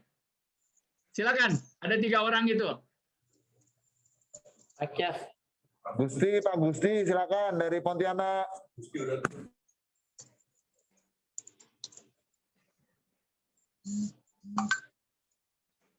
Halo. Kalau enggak, Pak siapa dari Pontianak? Gusti Yusri. Iya, silakan. Gusti Yusri. Kalau nggak ada kita ganti. Tolong mic-nya dibuka sendiri bisa kita berikan. Kalau nggak tolong dari operator juga. Adminnya. Dari admin. Kalau lama kita ganti, berikutnya yang kedua tadi siapa?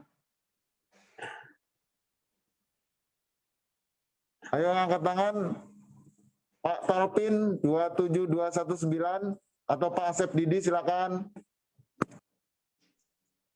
Ya. Siapa ini?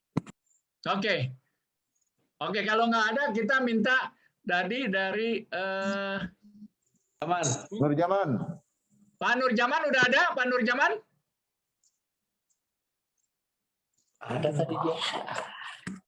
Ya, kalau enggak kita minta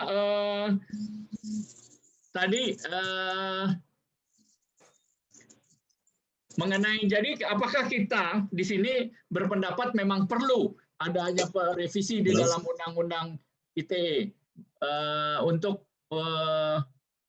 mengatasi tadi kepastian hukum ya.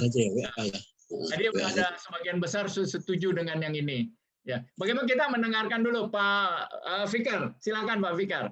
Ya, saya sepakat ya bahwa ini harus ada direvisi ya, terutama pasal-pasal yang menakutkan masyarakat yang berkaitan dengan demokrasi ya, terutama 27 dan 28 itu. Ya, 27 itu meskipun harus tetap ada, tapi juga harus lebih kaku gitu, lebih rigid karena tidak semua ujaran nanti bisa dianggap sebuah pencemaran. Demikian juga pasal 28 gitu ya. Tetapi yang lebih menakutkan masyarakat adalah sebenarnya ancaman hukumannya. Karena ancaman hukumannya lebih dari 5 tahun, penggunaan pasal itu bisa langsung ditangkap. Dan ditangkapnya itu yang sebenarnya yang ditahannya itu yang menakutkan masyarakat gitu. Kalau cuma dipanggil kemudian didengar keterangan segala macam, itu saya kira nggak ada masalah gitu. Tetapi dengan penggunaan upaya paksa itu yang saya kira menjadi menakutkan gitu. Menjadi seolah-olah undang-undang ini menjadi undang-undang subversif gitu. Kalau kita nggak bisa ngomong yang lebih luas sedikit gitu. Padahal itu tadi seperti Pak Wina katakan, mestinya polisi menggeser ini ke perdata. Kalau hanya urusannya orang per orang gitu, jangan memaksimalisir pidananya gitu. Jangan itu gitu. Nah, karena itu himbauan kepolisian untuk tidak, ya kalau sudah minta maaf jangan ditahan kalau nggak salah begitu ya. Itu sebenarnya nggak ada masalah karena di pencemaran sendiri, kalau di pencemarannya sudah diturunkan menjadi 4 tahun, tidak bisa ditahan. Tapi di soal kesusilaan, perjudian itu masih 6 tahun, masih mungkin ditahan gitu. Ya, tapi karena tekanannya pada minta maaf, itu artinya pencemarannya sebenarnya. Dan itu pernyataan itu ya pernyataan yang normatif saja ya. Kalau ancamannya di bawah 4 tahun ya, di bawah 5 tahun ya memang tidak bisa ditahan menurut KUHAP kan begitu. Nah, kemudian tadi revisi, evaluasi, dan kemudian kewenangan kepada aparat penegak hukum yang lebih luas. Dan itu tadi yang saya katakan, gitu ya, bahwa penegak hukum tindak pidana umum, ya kecuali tindak pidana khusus, semua korupsi dan khusus yang kejaksaan, itu semua di kepolisian, gitu. Nah, begitu besar kewenangan kepolisian ya, termasuk mengatur memproses soal orang soal hubungan orang dari pembicaraan dengan pembicaraan saja gitu, yang sebenarnya kalau dilihat kerugiannya menjadi sangat relatif itu abstrak dan relatif gitu. Nah, karena itu kalau menurut saya juga sependapat bagaimana penegak hukum ini tidak menggunakan kewenangannya secara maksimal, terutama pada kasus-kasus atau pada aduan yang bersifat privat gitu, yang hanya orang per orang gitu. Itu kalau saya tidak relevan untuk melakukan penahanan dan sebagainya gitu. Meskipun kepolisian punya kewenangan gitu. Nah, ini yang harus dijaga gitu. Ya, bahwa ada upaya paksa yang diberikan oleh undang-undang, oke, itu ya, tetapi penggunaannya harus pada tempatnya. Nah, karena itu imbauan Kapolri saya kira tidak cukup hanya imbauan, tapi juga harus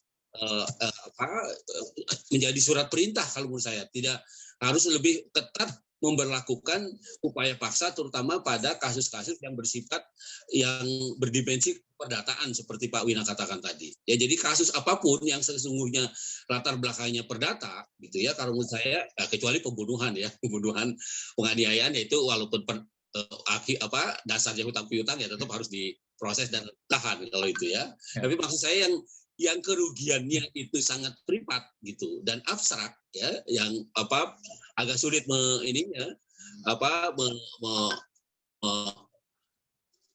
menggambarkannya kerugiannya sampai seberapa dalam jumlah kuantifikasi umpamanya, ya lebih baik tidak digunakan upaya paksa. Dan jangan digunakan upaya paksa karena sesungguhnya itu urusannya adalah urusan pribadi.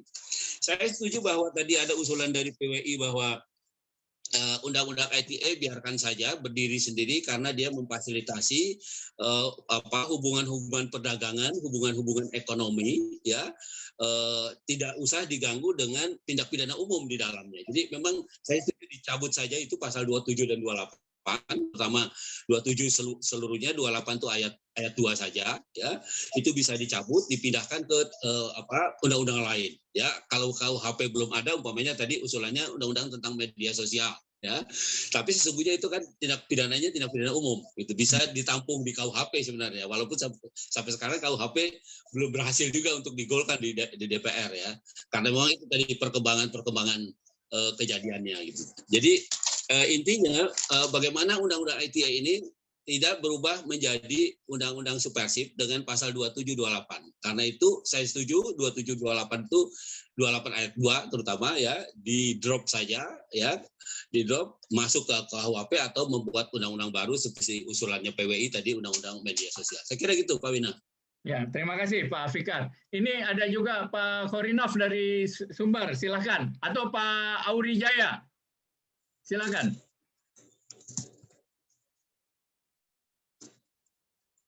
Pak Auri ada bisa dengar mungkin?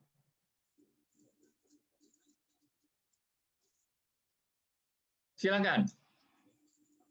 Waktu kita kira-kira 6 menit lagi kita akan selesai kurang lebih. Silakan Pak Auri Jaya nggak mendengar. Pas dulu Mas, pas dulu Pak. Pas dulu. Pas ya, Pak Auri enough.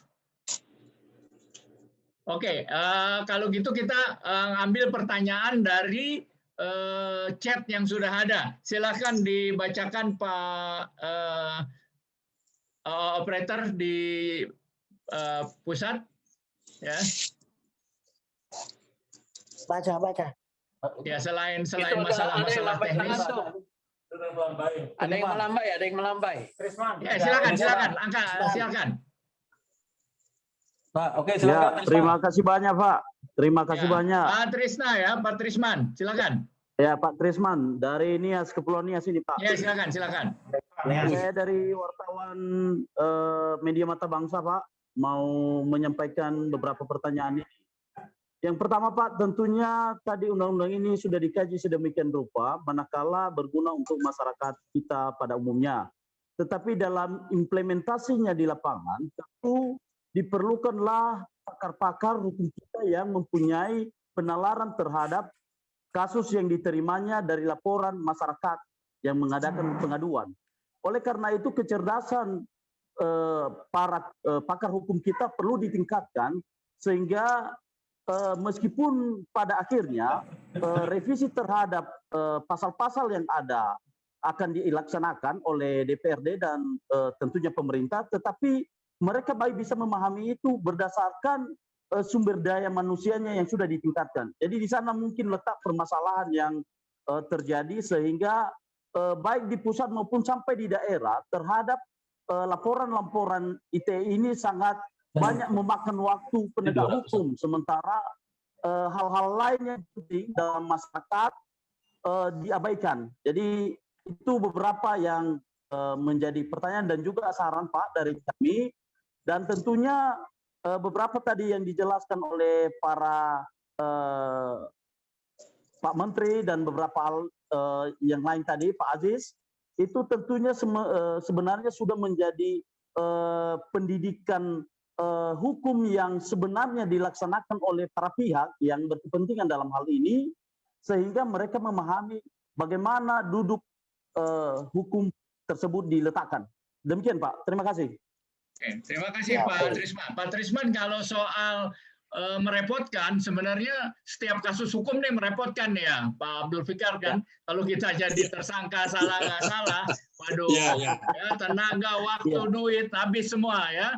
Itu karena itu kalau undang-undang ITE ini kita walaupun akhirnya ujungnya menang ya, kalau wartawan itu pekerjaannya bisa terbengkalai ya. Jadi itu dan mengenai ahli ya, nanti itu tentu ahli ini kan bisa macam-macam, ahli dari pembela lain, dari polisi lain ya. Saya minta pasal itu rame. Tapi kalau rujukannya udah jelas ya, rujukannya udah jelas, kita pastikan saja bahwa yang di undang-undang ITE ini untuk yang bersifat komersial, bisnis.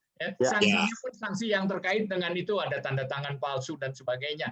Yang di luar itu, yang untuk menjaga negara ini diperlukan ya mungkin kayak usulan PWI, undang-undang media sosial. Karena kita juga tidak boleh membiarkan sumpah serapah begitu saja ya, fitnah ya. Karena satu kali fitnah, rekor digital kita ini sudah tercatat, nggak bisa dihilangkan ya, anak cucu terus gitu ya. Jadi perlu juga pengaturan yang tetap menjaga demokrasi ini. Tentu di luar itu tadi kalau di dalam undang-undang ITE kan disebut direncanakan tanpa hak. Ya, artinya kalau yang punya hak, ya, kalau pers ini kan punya hak, maka di dalam RUU media sosial dijelaskan saja bahwa terhadap pers berlaku undang-undang pers, perlindungannya dan sebagainya macam gitu. Jadi ada semangat di dalam undang-undang pers itu tidak ada kriminalisasi, dijamin ya. Dan ini juga bagian dari pasal 28 dan seterusnya. Baik, yang terakhir saya minta sebelum saya minta tanggapan dari para panelis kepada yang lain? Masih ada? Baik, kalau nggak ada sebelum ini saya minta dulu dari Pak Asis. Pak Asis, tadi masih ada nggak Pak Asis di DPR?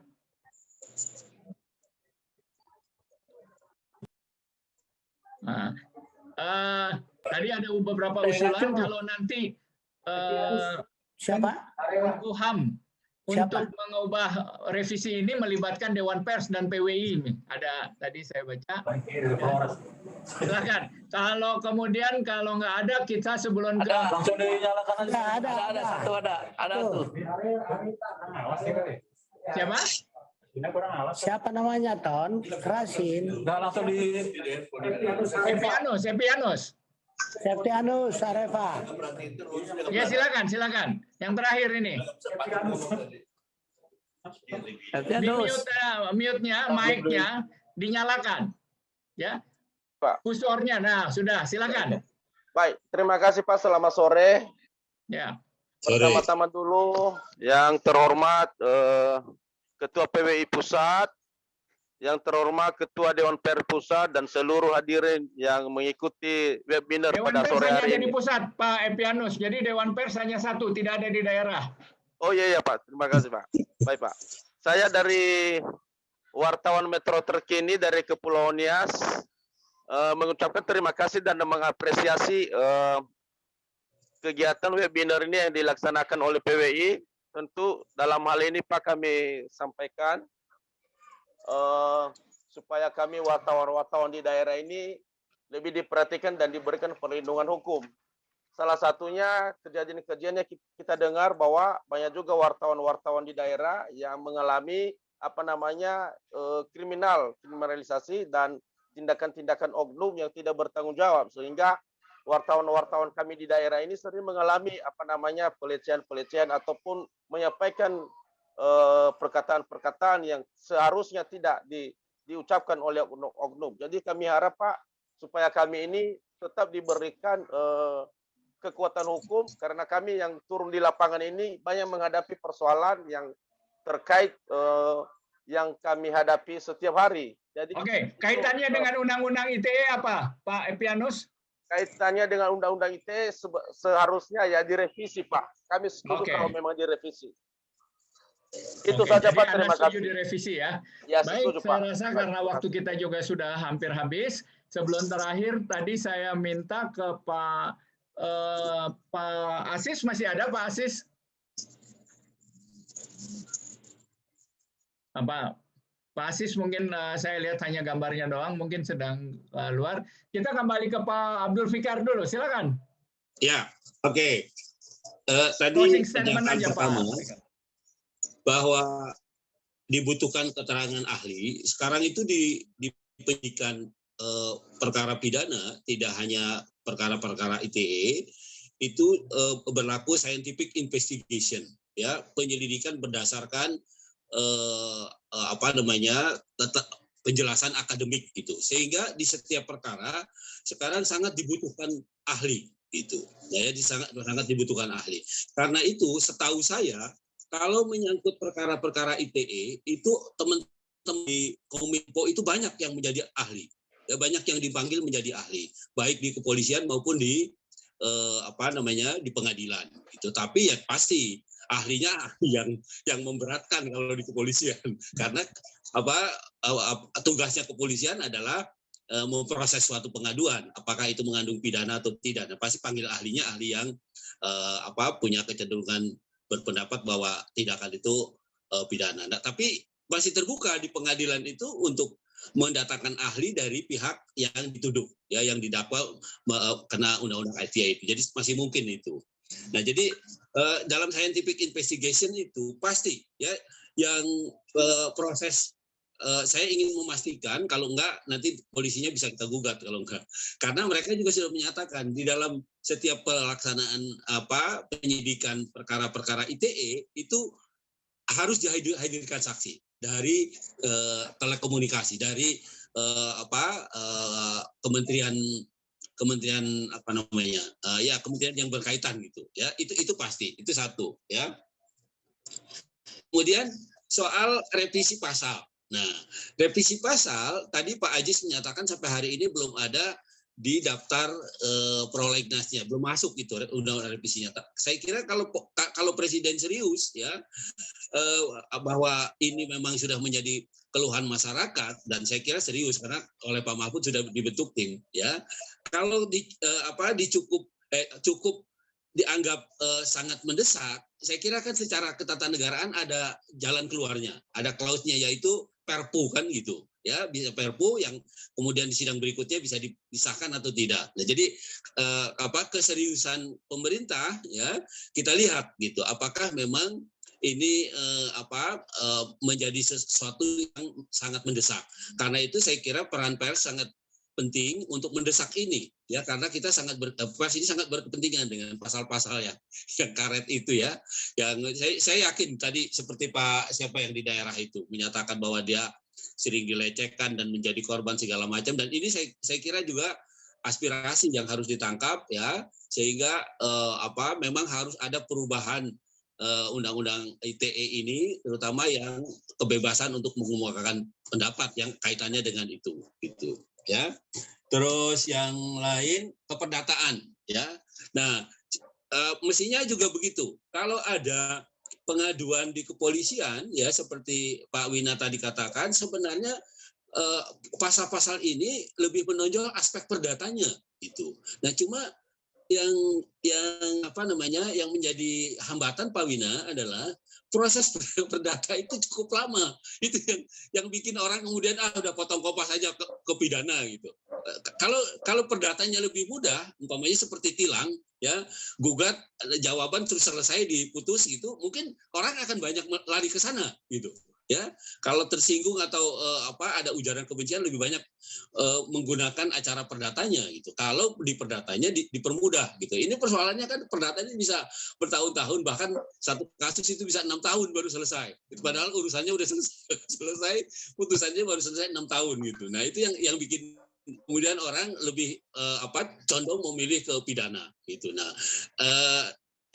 kita mendorong polisi, penegak hukum untuk menyelesaikan kasus, kalau belum ada perubahan, menyelesaikan kasus-kasus ini dengan cara medis. Saya kira itu akan lebih baik ya, akan lebih baik karena tidak akan ada yang disakiti. Dua-duanya akan bisa menerima karena kan sekarang ada yang namanya restoratif justice ya.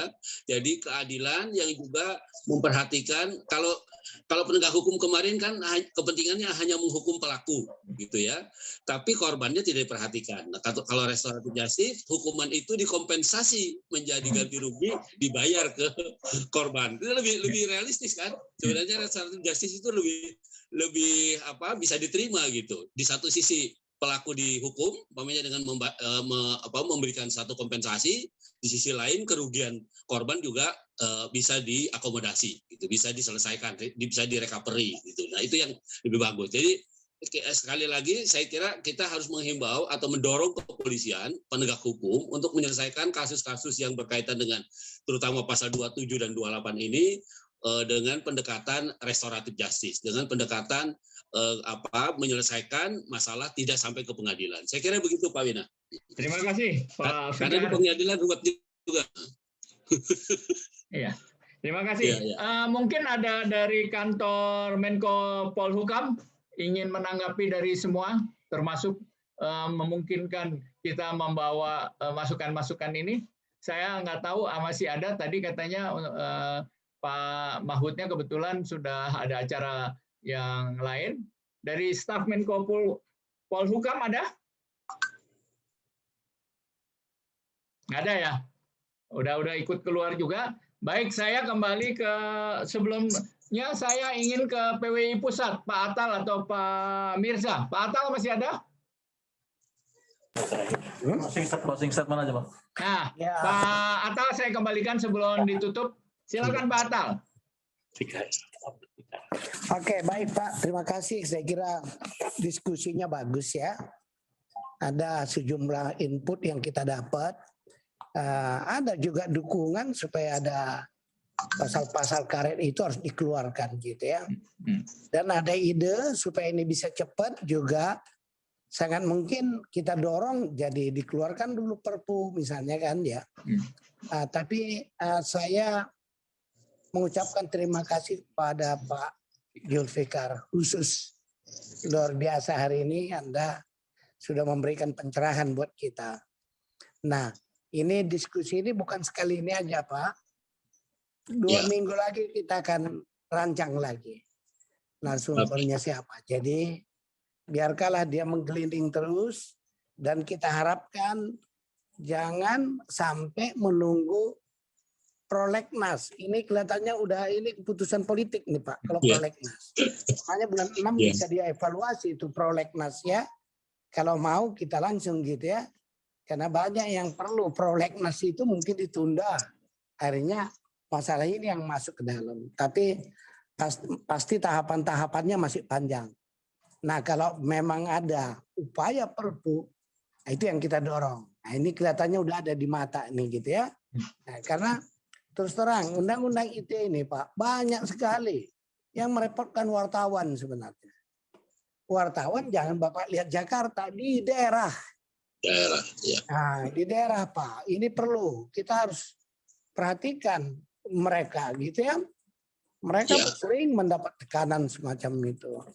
Saya kira saya terima kasih sekali kepada teman-teman juga semua dari semua daerah yang tetap bertahan, memberikan atensi yang besar, partisipasi yang tinggi juga terhadap webinar kita ini. Sekali lagi saya kira itu dulu Pak Wina. Kalau Bapak mau simpulkan silakan. Tapi saya senang sekali hari ini bahwa kita sudah bersungguh-sungguh mengadakan ini. Dan nanti yang kedua lebih sungguh-sungguh lagi. Dan kalau ketiga udah full. Saya kira input-input kita udah final yang ketiga. Dan kita harus dorong. Pemikiran kita begini, undang-undang ITE ini kok ada pasal-pasal karet seperti diselundupkan itu Pak. Nah, ya seperti diselundupkan. Kita mau bicara soal bisnis elektronik, tapi akhirnya bicara soal kebencian, kan aneh ini. Nah gitu, itu dari mana logika saya nggak jalan gitu ya. Nah, karena itu kalau memang ada kesepakatan harus kita take out ya. Ini memang harus take out gitu ya. Supaya ini bersih. Undang-undang ITE itu jadi clean sesuai dengan tujuannya saya kira. Demikian Pak Winat, terima kasih. Terima kasih Pak Atang. Tentu saya tidak akan menyimpulkan karena semua sudah mendengar, tapi ada beberapa benang merah yang kita bisa tangkap, bahwa dari Pak Nuh jelas kita menangkap bahwa latar belakang dari Undang-Undang ITE ini memang untuk kepastian di bidang elektronik bisnis, ya. Jadi tidak ada hubungannya dengan pencemaran nama baik dan sebagainya ya, sehingga pasal-pasal tersebut memang patut dikeluarkan. Yang kedua, dari pembicara, dari hampir semua pembicara, kita melihat mendukung revisi, terjadinya revisi Undang-Undang ITE ini. Ya, bagaimana revisinya kita belum sampai ke sana, mungkin dalam diskusi berikutnya, terutama revisi pada pasal 27, 28, 40 dan sebagainya. Ya, dan usul PWI adalah ditampung di dalam Undang-Undang media massa, tapi kita juga mendengar dari Pak Asis di prolegnas belum ada. Ini jadi baru masih wacana di publik saja. Dan tadi Pak Ketua Umum PWI mengatakan diperlukan satu langkah politik untuk membuktikan bahwa apa yang dikemukakan Presiden Jokowi merupakan hal serius, mungkin dalam bentuk Perpu dan sebagainya. Baik, itu ke dapat benang merah yang dapat kita simpulkan. Terima kasih kepada semua yang hadir, yang tadi hampir mencapai 205 ya orang. Saya rasa cukup banyak, bukan cukup banyak, banyak ya. PWI sukses melaksanakan hal ini, dan kami atas nama pengurus PWI, para pembicara, dan kami moderator, mohon maaf kalau ada kesalahannya. Sampai di sini saja acara kita. Selamat siang. Waalaikumsalam warahmatullahi wabarakatuh. Waalaikumsalam warahmatullahi wabarakatuh.